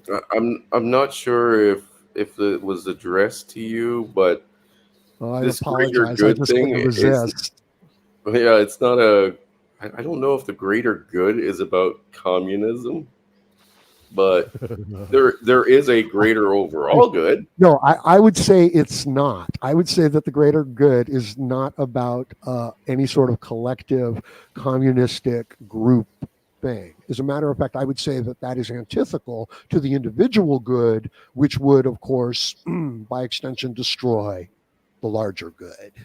Naturally, obviously. And the only people who would divert it are people who are trying to gain some sort of unearned resources from the good, because they are not good and they are not worthy of it. And No, so, again, the greater good means that everybody contributes a part, oh, fuck right? that. I mean, no. I mean your greater good. I mean your sustainable future. Now, you can't hurt other people and damage them because that would hurt your future, right? It doesn't add up. It's not Of course. sustainable. You don't even come. We are not descended from people who did that kind of shit. Those people got killed. We have a spirit of cooperation and sympathy and even love between us. You could call it God, and it exists. It's like this real thing. You can feel it in a room, in the mood. You can feel it. And it's an important, real thing. Now, as for the whole religious concepts, like I said, there are many traps for the people. Are you are you enslaving yourself to, like, some wish granting fairy godfather in the sky, that if you submit your virtue and your honesty and your sacrifice, that you're going to be rewarded, but you're only doing it for the reward? Well, I think that's a bad idea. But if you're doing what you believe in because you believe it's good and right and will make things better for you and the people you care about, I believe that that's almost an expression of God. So I just wanted to throw that out there. And I hate communism. But there is such a thing as a family. Yeah, there's such a thing as a greater good, and there's such a thing as individual sacrifice. But it's a choice. And there's tribalism. We Sure. are social creatures, like we've discussed many times. I mean, of course. I don't know if I've lost track of what the Sigma male fucking stands for anymore, but it does seem like the chat seems to think that now it's switched to like a lone wolf kind of aspect. We're not designed to be lone wolves. The lone wolf is fucking killed every fucking time, but the pack survives, right? We exist in a cooperation, in an agreement between each other as to who we are and how we interact. We think of ourselves as modern men. Okay, not sure what that means. Does that mean that we're a religious tribal people from a Judeo-Christian background from about 3000 BC? Does that mean that we are Alexandrians from Alexandria and Egypt, who are early mathematicians and the Greek thinkers, right, who become the foundations of our Western civilization and logic? Are we a mixture of these two things? Are we these two things perverted by religion and crazy philosophies that are trying to exploit us? What is the modern man? Of course we are part tribal. Of course we are part of a group. But can we be that lone individual? And do we have to be? Or do we live and die alone? Yeah, we do. Yeah, we do. So I'll just leave it at that. A lot of it we do. I mean, I have to agree with JR here when it comes to the lone wolf thing. Again, I don't know what branch of the red pill is portraying that. Like, we all have our individual, I guess, desires and motivation, and we all want our own individual outcomes. But I mean, the destruction of the community sense, what we've lost in our literally our surroundings to this day. Like I said, I've got people here that wanted to turn unvaxxed people into fucking Justin Trudeau's Gestapo, my next door neighbors. You know what I mean? Well, nowhere in history has that worked out. There's a nihilistic aspect to MGTOW. You know, men going their own way, and what? And dying and being alone and never having human interaction and being limited in the scope of their human range of emotion and experiences because the culture and the people around them are unfair. Well, you could just as easily say as a man, you rise above that. You set the terms. You set the circumstances. Yeah. You plow the field. You build the foundation. You plant the seeds. You lay the concrete. It's not even going to work out every time. You know, we're creatures. We toil the soil. You know, both symbolically and literally. So it can be okay. It can get better. The biggest reason why I reject that particular belief, not what you said, but the lone wolf mentality, and I brought up the death of my mother when, you know, I lost her just a couple of months ago. I needed this brotherhood to keep me sane, keep me on my feet, keep me sharp and busy. Yeah. You know, where does it make sense in this life that if a man has been done wrong in the courts by a woman, has had everything taken from him but the very breath in his body, why do we want to sit here and teach men to be more isolated in our culture by thinking that, you know, we're all in this all alone, and, you know, you just live out the rest of your days by yourself? I mean, that's fucking retarded. Yeah, and I mean, absolutely retarded. I've gone down that road, and I'm not joking. I've said it a million times, and I'll say it a million more. There was never a point in my life where I had more people around me, but never felt so fucking alone as when I was first separated from my kids. I literally thought the world was going to swallow me fucking whole. That dark fucking void that I stared into every time I closed my eyes and every time I opened them, the isolation nearly fucking killed me. But again, who do you talk to about this? Like, you might even know people who are fucking divorced, or, you know, they may not have told you that, you know, they haven't seen their kids in years, but yet they don't speak about it. You know what I mean? Like, we were taught not to share our pain with anyone else, right? Don't let them see you sweat. And I agree with that to a certain degree, but it has nothing to do with your home life, your community life, or anything like that. That has to do with facing down your enemy. Don't let them see you sweat, or don't let them see you blink, or something of that nature, right? Yeah. When it came to your home life, I mean, fuck. When I left Wisconsin, I moved in with my sister and brother-in-law. They were there for most of the day when I wasn't working, but I can't talk to them about it. They wouldn't grasp it, you know, because they never experienced it. And without the red pill community and finding out, you know, like, that other people were falling for the trap, and, you know, the reality of things were like, we're tearing down the veil, and here's the fucking cold hard truth of it. And guess what, man? You are as far from alone as they fucking get.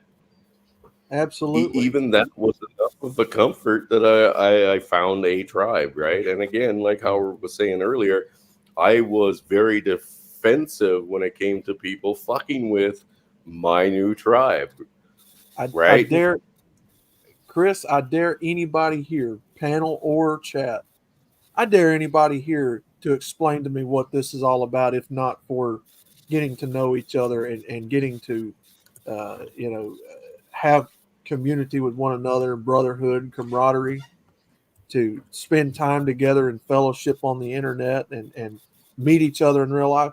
I dare anybody here to explain to me all of this if that's No. not the goal, overall goal of this MGTOW philosophy. Did you just say you dare somebody here? I might suggest to you that my life has been a never-ending series of one dare after another. But seriously, let me express my sympathy for your loss. I lost my mother. I'm so sorry, bro. Oh yeah. Yeah, you can find your strength. You really can. And it's not a thing that a man like openly deals with, but I believe it affects him very strongly. The loss of a mother, especially if he loved the mother and wants to, be serviceable and honorable to her memory and everything like that, and have been a good son. I believe it affects a man deeply. So my sympathies, and you'll be stronger as a result. But let me say this, okay? When the men get hurt, when they get betrayed by the system and they turn their back on the system, they walk away. This is a natural reaction. They become the lone wolf. They say, fuck it, fuck you all, and I don't care what you have to say. I don't even want your help, and I'm going to cause trouble with all of you. And these are the young people coming into MGTOW sometimes. All right, at least when they're coming in from your traditional gynocentric pathways. Yeah. Natural reaction. We can understand, that it happens over time as the wound heals. They find this fellowship, this wisdom, this camaraderie. They come to understand that part of man's life is suffering. And getting a raw fucking deal. You were sucker punched, okay? You were falsely accused, all right? Everything they did to you and how they did it was unfair, unethical. It was wrong. So how are you going to take it? What are you going to do? Are you going to become spiteful and bitter and turn your back on the fellowship, on the good times, on the improvements that you can make? What you're trying to do is you're trying to take the bad times and you're trying to improve. You're trying to remember how you fucked up, okay? And then move into the future without fucking up again in the future. Yeah. and you don't focus on all the things that could go wrong, because then your highest achievement is relief. Oh, thank God she didn't falsely accuse me. You do have to be hopeful. You have to say, well, what if I fucking won the lottery? What if everything turned out my way? What if all this fucking hard work I'm doing starts to pay off, build up, accrue upon itself, and become like a fractal geometric, expanding growth? Yeah. This can happen. This is supposed to happen. But the men, they become depressed. Sometimes they use it as an excuse to give up. So we have to guard against that as well and advise against that. So I agree with what you guys are saying and just wanted to add that in.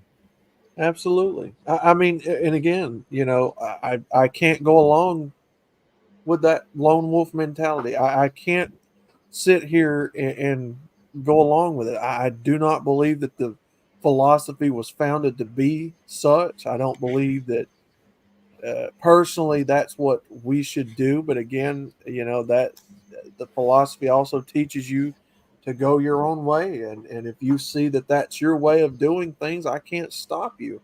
But I won't never teach it. I won't never tell these men the next thing that you need after you lose your wife and your kids and all that is to go live your life by yourself for the rest of your born days. I don't believe it. In a dungeon like a hermit, right? I will never go along with that, because the last thing a man needs in that state of his life is to be taught more isolation. No, you're not in this by yourself from the cradle to the grave. And I don't care what anybody has to say about it. You're not in this by yourself from the cradle to the grave. We are social people by habit. And I know I say social creatures. Some people don't like that phrase, but I believe it. I strongly believe people are social creatures by habit. We were born to interact with one another. Hey, we couldn't take down fucking elephants alone. We needed more people to help out. Our language and our institutions are predicated upon exactly what you're saying. So yes, we are group creatures, but we are also individual creatures as well. We are both. That's the whole thing. Absolutely. Yeah. Well, you're still an individual, even if you're part of the group, right? It's just when the group is in need, you step to. That's what tribalism is. Can a man meet a beautiful, perfect woman and then drop his guard and get together with her and have a great time and future? And can things turn sour? And can she turn into a monster? And can he fail to recognize it? And can she just tear him to pieces? Yeah, that can happen. Sure. Does that mean that there are no beautiful women that you might enjoy being with that might not even turn into a monster? No, it doesn't mean that. Does the man become jaded and, with a bad attitude like a lone wolf over the experiences that he goes through? Yes. Right. And sometimes he uses it as an excuse, to not even try. And misery loves company. Yep. Absolutely. And maybe that's what a lot of it is. I mean, maybe it is a lot of it is misery, on a group scale. Even at that, I mean, that's better than the alternative of them putting a gun in their mouth. My opinion. Okay, who we got here? Checking it all off. Who the fuck is that? It's either gotta be fucking like Saunders or someone. Backstage. Yeah. I don't know who it is. But yeah, brother, I've been doing MGTOW content now going on 2.5, 3 years. I've been doing it since February of 22. I have met a lot of wonderful people in my time here. It's been probably one of the most rewarding journeys I've ever went on in my entire life. And, it all started with making the decision just to make a random red pill video. And there it was. Who were you listening to? Who originally did you start listening to when you started doing this, a couple of years, as long ago as you said? I spent a very long time in the political side of the red pill. So I started in this around 2011, 2012, listening to like red pill philosophy and MGTOW 101, and then later on Sargon of Akkad, and then Hammerhand, Turd Flinging Monkey, Tom Likas. Tom Likas, that's the guy. Tom Likas. Hang on. Yeah, he threatened to sue me. Did you ever hear of me, Howard Dare, back then? I didn't hear about you until I first started making content, believe it or not. And okay, fair enough. But Jesus Christ. When I was coming around in this side of it, yours truly over here next to me, Chris, and One Fast Dak was actually the guys that gave me the courage to start making content. Well, it was his show that the lady called in and fucking confessed to the murder of her baby daddy live on air, and was so fucking confident in her fucking abilities because she had gotten away with it for a while, right? Right up until this point, that she just blatantly confessed and was fucking ecstatic about it. No, like fucking ecstatic. Way. Yeah, she described it all out, that she was going to meet up with him right, at his house about child support or some shit. And when he opened the door, she shot him directly in the fucking chest. Right. And she admitted this on an open chat in an open podcast. She said it? No, live on radio while they were doing a stadium kind of radio show where people could come in and, do autographs and all that and be there at the show live. She called in and fucking admitted to murdering her fucking kid's dad. And he went on the warpath to fucking have her fucking arrested, and she finally got charged for the murder. But that's how fucking confident they are.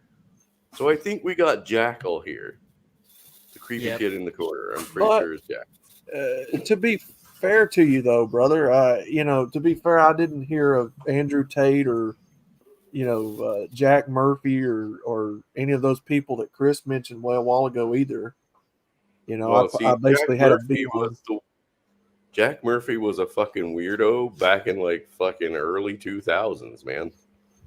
And it's like nobody. When I saw him on Tim Pool, I was like, why the fuck is Tim Pool, having this guy on constantly who's a fucking a pervert and a weirdo and a cuck,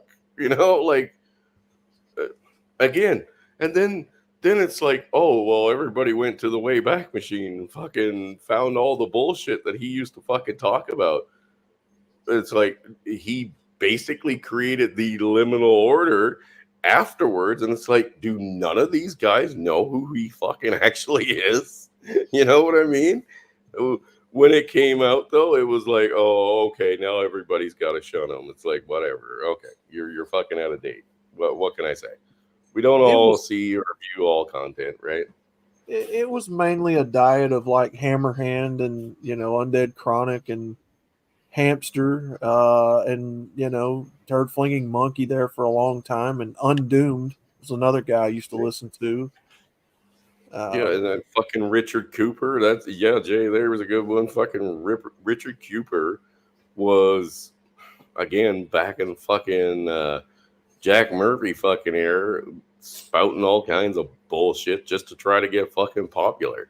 You know what I mean? He's done news interviews and everything, but again, these were small local channels, and what he was saying didn't fucking carry any weight.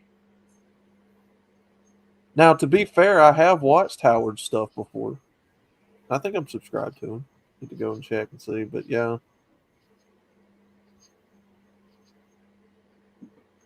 All right. I appreciate that. I'll let it go at that, even though I really didn't have any sort of beef on that. So you started making content, and, how did that start out? How did you feel about it? How did people respond to it? What kind of choices did you make in the content that you made? And, good to see you, the newcomer. We've got a newcomer in here. And Father Sanders, she's in the chat. She says, y'all little farts still up? Saunders. I don't really remember right offhand when I first started. I know I was I kind of tried to keep a theme for a long time of being very metaphoric, and I liked making a lot of innuendos and all that stuff. Oh, nice. Yeah. But I was just plain and honest and to the point, man. I just spoke from the heart. I wanted to be genuine. I wanted to give these guys a real genuine person behind the camera when I spoke, and that seems to have really resonated with the people here. And along the way, we all got to know each other very personally, and it's been a grandiose, rewarding experience. It really has. Got to meet Hammerhand on his live stream, and now we talk to each other nearly every day. Hamster, I talk to him every day. I've never spoke to Undead Chronic. But it's just funny how life worked out with all this, man. People that I used to think were just untouchable, I'd never be able to speak to them. Mm-hmm. And then now we're all buddies, and it's like, damn, how did all of this happen so quickly? It's what I mean by it's just been rewarding. Yeah. No, it's awesome. It really is that MGTOW can offer this. But who is jackaling off? What's going on That there? is Right? Jackal. Is this $50? Is this somebody claiming the $50 hand job? He might. Allegedly. This is just probably the youngest one in the call. Yeah, there you go. This is Jackal, the man behind the bullshit reports. This is the perspective we need. You guys are harsh on, the youngsters. The youngsters are going to save the world, man. They really are. Gen Z is really going to save us. So just letting you know. I don't know if you want Jackal to be the guy to quote unquote save the world, because he has if you know Jackal, you know Jackal. Okay, bring it. Oh yeah. Oh man. Well, keep it light, Jackal. We don't want to get Chris Mitchell demonetized or shadow banned. Oh, well, Demonetized. Fuck them. Fuck them. They can eat my asshole. I don't want their monetization. I don't want their fucking, you have to fucking sugarcoat shit. They can suck my asshole. All right. If you want the full emperor, then I guess you're gonna get the full emperor. Well, that's right, baby. It's full Monty here. Maybe not the full emperor, but because the original conversation of what are we to do now, going past we've gone our own way, we've turned our back on the system that has fucked us over. What do we do now? Do we just stay in our house, stay within our little kingdom that we've built up, and do we just wither away slowly? That's actually a valid question, because what do we do? Because at what point do we have to reintroduce ourselves to society? Because that is an actual question that we will have to address eventually. Are we going to see a whole generation of men that are going to die old and alone because they have said, I am not going to let this system fuck me over ever again, by totally removing myself from it and never stepping back into it again? Because that is a question that all of us will have to answer. That is a dilemma that is going to come up. At what point do we need to reintroduce ourselves to society, reintroduce women to our lives? Because it's eventually going to have to happen. The question is, the ball's in whose court? For so long, it's been in our court because, of course, we're men. The responsibility of building society, maintaining that society, both structurally and socially, because we are expected to be the go-getters. That is our role. That is the role that God has bestowed us, to be the leaders, the one to hold the torch, to lead the way. That is a great responsibility. And for maybe, 50, 60 years now, probably more than that by now, women have decided that they want to get their taste of being the point man, being at the front, carrying that torch. They want to try their hand at our role. And they are slowly realizing the toll of playing that role in the play. Playing that role is going to wear you down. There's a reason why men on average will die younger than women will. There is a reason why. And it is not just from natural causes, disease, or just a freak accident. Getting struck by lightning doesn't exactly count. That's just an act of God. I'm talking your death was caused by environmental factors because of a choice that you made in life.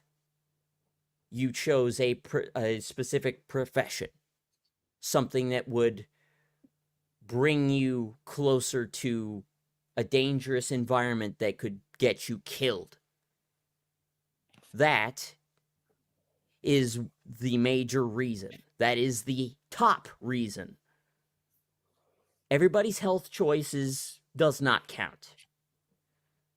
Being a man alone is going to heighten the chances of you dying. Whether it's by the hands of another man for whatever fuck-off reason, or if it's because of your profession. You work a dangerous job. Say you work on an oil rig. The rig could explode because some dumbass decided that they wanted to smoke a cig and they were still covered in oil. Actually, as a person who worked on an oil rig, that doesn't happen. But we do run explosives down holes. You and do then run blow explosives. them up. So there's always that Yeah. chance of shit going wrong. Or H2S gas will get bled off from a kick in the well.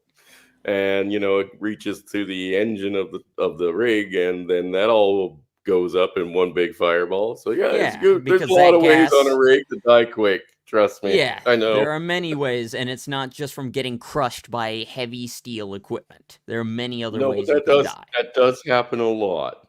Yes. That does actually happen a lot. That's why they pay you good, because they have to provide an incentive to do such a dangerous job. But that job is necessary. That's why that job pays you well, because without men working those rigs, fueling the economy with fossil fuels, because without the ability to transport people, material goods, you can't have an economy. A society of this type is not going to survive without men putting their lives on the line to provide material for the machine. The machine doesn't move if there aren't men playing their roles as cogs in that machine. Well, machines cannot hold it alone. Jackal, that's where I was saying when these young women are asked, are men necessary? They literally don't understand how even their cell phones get made, where gas comes from, what it takes to do that, what it takes to keep the lights on, the water running. They have no understanding of that. So they believe that just fucking happens magically, I guess. They believe that I don't know. They believe that the food that appears in packages just magically materializes like a food materializer from Star Trek. They think that that's how shit I don't works. Need farmers. I got a grocery store. You remember that fucking comment? That is the result of the indicator. That is, that's an indicator that you have an entire generation of young women that do not understand how the world works. They have been sheltered from the cradle until their grave, probably. Yeah. And you look at their backgrounds, most of them, if not all, have been raised by a single mother that had a similar mindset. Yeah. They did not understand how the world works. No, that's true. Let's welcome our fucking local weirdo, Mr. Father Saunders. Saunders! What happened to Loot turds? What happened to Howard? Two things. I think he disconnected there. He was having some connection issues. Chris, thank you for having me. Jackal, thank you for your input. So I guess three things. You turds. I wanted to say hi to Howard Dare because he was the first fucker that I started watching in 2017. And he got disconnected. Damn it. Damn it. He already knows. I told him that before. I don't know if he remembers that, but he was one of the first ones I started watching back in 2017. And then you kind of just go from there. And then you find people that you either relate to or you don't, or you relate to it first. And they say what they need to at first. And maybe they go a certain way that doesn't run parallel with you. And you kind of branch off. It doesn't mean you don't like him anymore. You just, your tastes change and blah blah blah blah blah. Yeah, you're exploring a little bit. You're trying to branch course. out and find what He works for he you. was one of the first that I had watched. You know, a lot of people talk about Rest in Peace Spetsnaz and Barbarossa and Big John and a lot of those guys, and a lot of people paved the way for a lot of shit. But I had been making content since 2013, and I wanted to tell him because of, you know, people like you guys, Rebel Against Defeat and Howard Dare. I went through my entire divorce decree online and started making content again back in 2020. And my first content was actually 2013, but it just wasn't men's content. It was just pretty much about gaming and shit like that. Right. And that's interesting because in 2013, I was in middle school, and my introduction to what would become MGTOW content was pop. Well, my tattoo then is probably older than you. My tattoo is 26. Yeah. Holy Yeah. fuck! Now we're It's- taking up fucking butt tattoos. Do you have a tramp stamp, Saunders? I don't. Oh. I don't. Unfortunately, I do not have one. Yeah, it says Riggs was here. Yeah, Riggs was here. Yeah, Riggs was here. Damn, Jacko. Well, Riggs he's always been- crop dusting everybody. Yeah, Riggs have been pretty damn young in 1998, I imagine. He and me would be the same age. I'd have been 10. Yeah, I'm not going to get the tattoo of a 10-year-old on my ass, even if it's my kid. Ain't happening. No, I hope no, not. that But hey, brings up way too many questions. Saunders, I checked my corn today, and I got my first corn ear starting to grow. It's about 5 inches long, but it's still inside the sleeve. I thought you would be impressed to know that I'm actually growing what I think is legitimate corn. Oh, Or because cornbread. Whatever comes out of there. Well, what we had to talk about the other day, you actually have corn stalks actually not dying now. No, they made quite a decent comeback, and you know they're still green and lush, so it seems like everything's going okay with them, right? So I think that bottom coloration that's happening with the leaves at the later stage of here is just, you know, the lower leaves dying off like on most plants, right? Okay. But the upper leaves are just huge. I mean, I put up a video there the other day, and they're fucking massive compared to what I've seen online of what people are growing now. This is different species, of course. My stalks are really large, and the leaves are very long, very wide, and very luscious green. You know, so I think everything's going okay. Well, I can talk to you about big stalks. Yeah, I bet you could. You had some big stock recently. Tell me, how was your dates with Ray? That doesn't work with Saunders. Is it love? Oh, hold on. Love? Before I get there, I want to say hi to all y'all. Jimmy Bones, are you still there too, brother? Yep, I'm still here, but not for too much longer. It's approaching 1:00 in the a.m. on my side, and I got to be at work at 7 tomorrow. So, shit, yeah, it's technically today. So, pushing 2 on my end. I just want to make sure it's not corn AM. Well, I want to make sure I said hi to you because I'm talking to you in a minute. Yeah, it's been a minute. Yeah, Well, good to hear from you, though, brother. All right, good to hear from you too, man. But yeah, I guess I'm gonna go ahead and give my final thoughts for the evening, gentlemen, and get the fuck out of here and go to bed. Not everybody's going to agree on how you live your life. That's fine.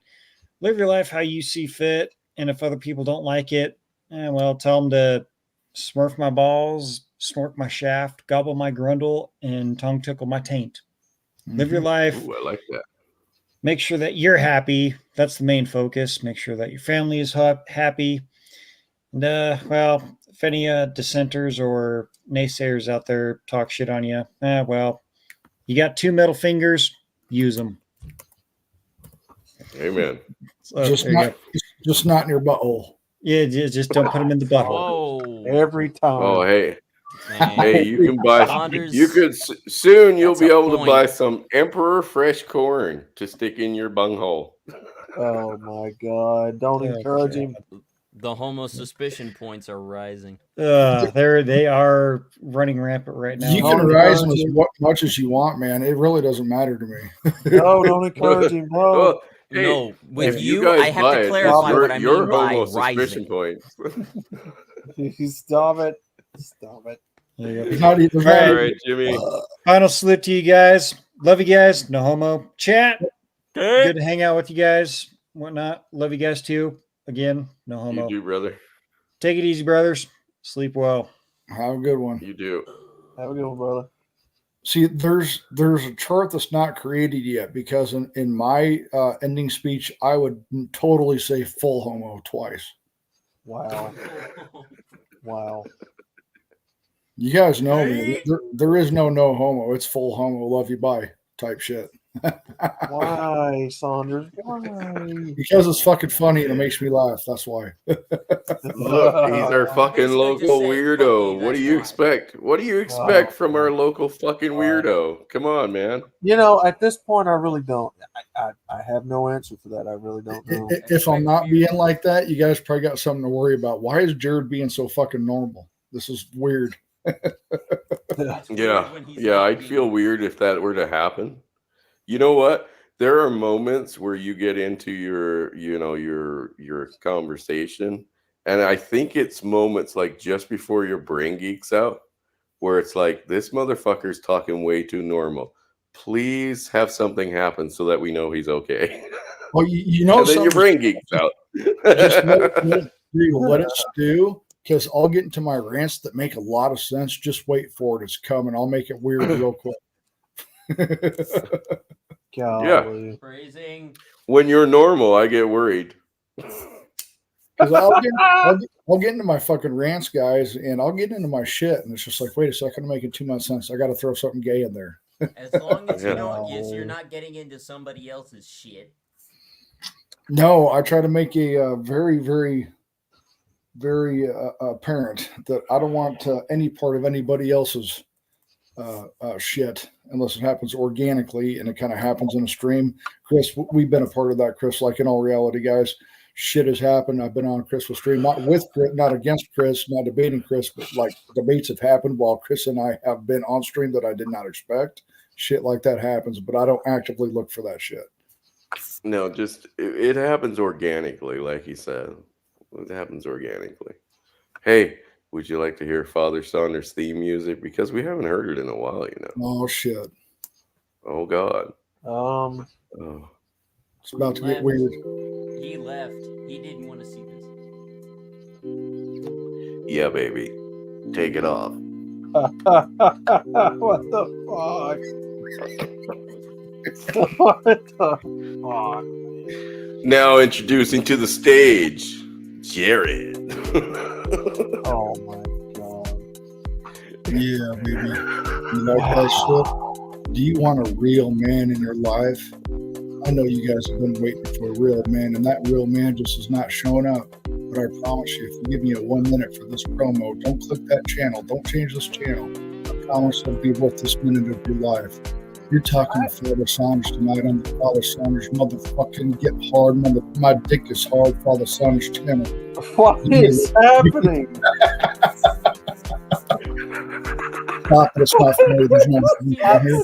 Oh God. Oh God. That's Homo, like the indeed. striptease scene from the Duke What is Nukem happening, game. man? Chris and I did that shit a long time ago, man. I tried to do that. I tried to ad lib that little sexy voice, and Chris would put that shit in the chat, and I tried to sell myself. It was fucking hilarious. Sell your ass. You want a real man? Oh do me. fuck. I I fucking mean, I do know Oh, times fuck. are getting tough financially, but Jared, I don't think you should be selling your ass to your dick. You want a sexy man? Hey, Jackal, fuck you. $20 is $20, motherfucker. All right. If I gotta sell Jared's ass, I will sell Jared's ass all over the world. Wow. All right. All over the world. I had to talk myself up. This is basic. Basic is 10% for the big guy. Chris wouldn't have it. I had to fucking convince Chris to get up to 10% that I am owed, for fuck's sake. He drives a hard bargain. Whoa. I thought we were at 5%. What the fuck No. is 10% shit? No, your memory's off. Even though I'm the one that's got fucked up, your memory's off. Well, Tell him what you probably tell me, true. Chris. No, tell him what you tell me. It's non-negotiable. Yeah, Yeah, it's not go. Fuck, you should hear fucking Outlaw's goddamn demands. They were ridiculous. This motherfucker wanted like 50 mil up front. Yeah. Jesus Like, Christ, and you're for bitching 50 about mil, no, I no, own no. you. You're bitching about Equity, bitch. No. I know my worth, and I am a bad you know Barbie your or worth. bad baby type worth. Oh, Oh, shut no, that no, no, shit no. up. You Shut know Catch me your that worth. outside, shit bitch. up. I'm worth the same amount as Bad Barbie or whatever the fuck her name is. What? I want my $50 million. Daniel, just call her Daniel. It's fine. Okay, Outlaw. I'll get that and I'll spot you one. I know the propensity of my future worth, so I can demand even more. Well, Wow. You're both fired. Get the fuck out of here. Hey, no, I want my $50 million. Or Fuck you. You ain't getting no $50 million. Your ass ain't worth that. Wow, Hey, if I can harvest your skin repeatedly, then maybe I can get $50 million because skin is apparently in high demand. Wow. So Outlaw demands 50 million. I demand 10%, and I'm unreasonable. What the fuck are we talking about here? Yes, You're all you're not unreasonable. Outlaw. You're fired. Okay, you're both fired as my models. I got it. Ass. I fired your ass. Jackal, get up on stage and shake it. Fuck you. All right, Jackal. Fuck you. All right, hold on, Jackal. What is this? Let me ask you something real quick, Jackal. If you demand 50 million up front or I demand 10% up front, what's going to be your initial reaction? Because you don't have idea if your company is going to be a Fortune 500. Outlaw deserves every bit of it. If I deserve 10%, even if I get 10%, no matter what, it's never more than 10%. If you never get to a point where you can give someone 50 million, you're always going to come out ahead. My 10% is nothing. You give me 50% right now. You right now your 10% is nothing because you give me nothing. Go. So now you're I made nothing. So you could have went nothing off your ass. You could have paid nothing as compared to Outlaw's 50 million. What's better? What's better? Outlaw is not even like we just threw his resume in the fucking garbage, bro. Yeah, like what? No. Yeah. 50 million. No. Outlaw. If you become worth $500 million, I give that a fantastic investment. But we don't know that yet. I'm offering 10% up front. We don't know where I'm going yet. So give me the 50 million and we'll make it worth that. Well, you got to have the money up front first. You got to have capital to get capital. I mean, I know my worth, and you know, he knows his worth. He's still okay. You know your worth. If I'm still finding myself and I find that myself is worth more in the future, what does that make me worth?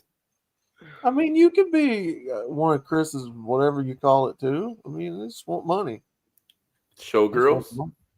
Showgirls. I just want the money. Showgirls. Yeah, that's why you're fired. You're fired. Jessica Spano from Saved by the Bell, i.e. Elizabeth Berkley, was good looking 24 years ago. Probably not much today. Yes. I agree. Can't believe. I will admit, in Showgirl, she had some nice little tatas on her and a great body. Now you two understand when I say I will do it, I'm really talking about my avatar, right? Not me. Wait, you want me to pay your fucking cartoon character that I can get some fucking retard to draw for $50 million bucks? Whoa, nothing, not motherfucker. Just any retard. Not just any. This is Andrea. She was crafted. This is Andrea. She was crafted from the finest Photoshop pictures. Okay. I worked very hard on the articulation of her boob meat. Okay. This just isn't any retard. It's a special retard. I thought they already were special. He's special retarded.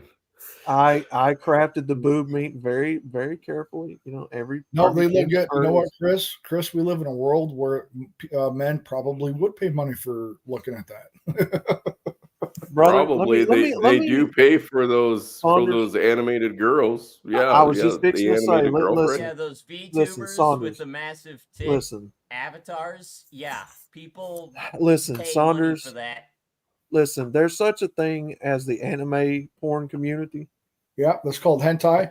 And yeah, so making my avatar that is not out of the realm of possibility, which is why I say, Chris, you can pimp the avatar out. I'd rather pimp out this avatar. Look, it's like hentai, right? That's popular. It's fucking Patrick Star from SpongeBob. Dude, Patrick is awesome. Who doesn't like Patrick? Patrick's fucking hilarious. Patrick. You know what? I think we should remove him. There. He's out. Oh, wow. He's out. Wow. You know what? I've tolerated your shit long enough, you Mr. fucking $50 million motherfucker. Wow. All right? Wow. There you go. No more. You guys, You're all fired. You guys heard it live. My 10% This is an was a outrage. far better offer, and Chris turned it down. Wow. This is an outrage. Yeah. Yeah, Saunders, I made a mistake, buddy.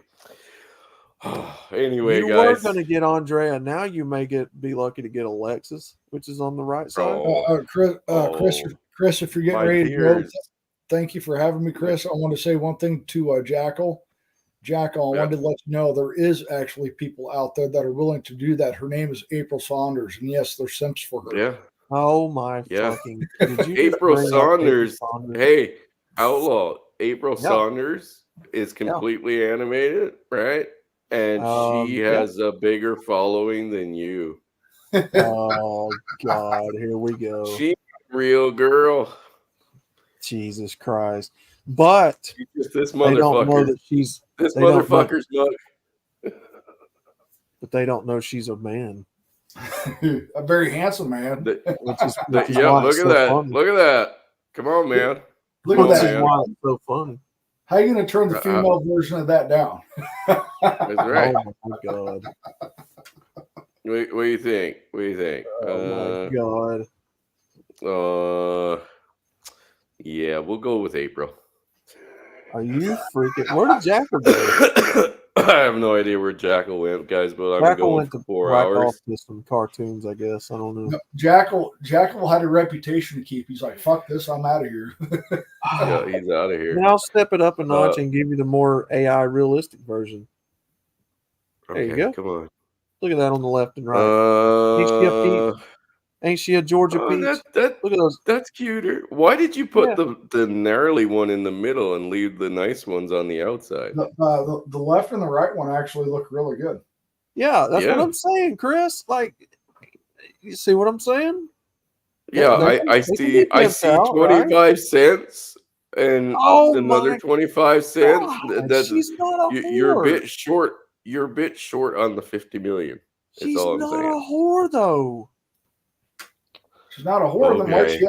Okay. If she's not a whore. Not a whore. She's not a whore. Why is she a giant woman? Why are pictures like that of her online everywhere if she's not a whore? That's right. Christ. All right, guys. Like I said, 4 hours. I think we've gone way off into the weeds, but I want to thank everybody for coming out tonight, showing up, and fucking sticking around for this goddamn lunacy. Like, what else do you call it but straight up lunacy? I want to thank everybody for coming on the panel and everybody in the chat. Saunders, any parting words other than put your corn in sideways?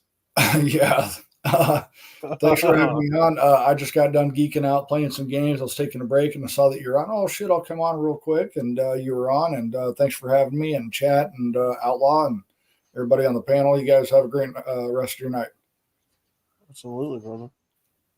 Good deal, brother. Good deal. Outlaw, you got anything else to say other than about fucking you getting $50 million for fucking nothing?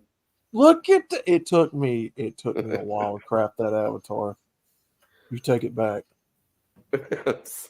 Okay, for next to nothing. Okay, fine.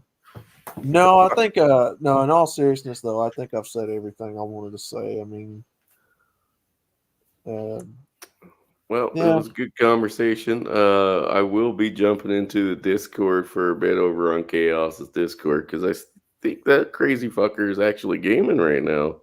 I think he is, yeah. We can always go there and harass him for a little bit, and I can get off of this seat, which is literally making my butt crack so moist.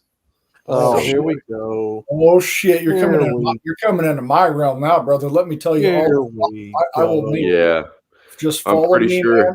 I'll show you how great you can be. I'm pretty sure if Wow. I get up right now, that I'm gonna have a swamp ass like Saunders did. There you go. But Fucking hell. it is what it is.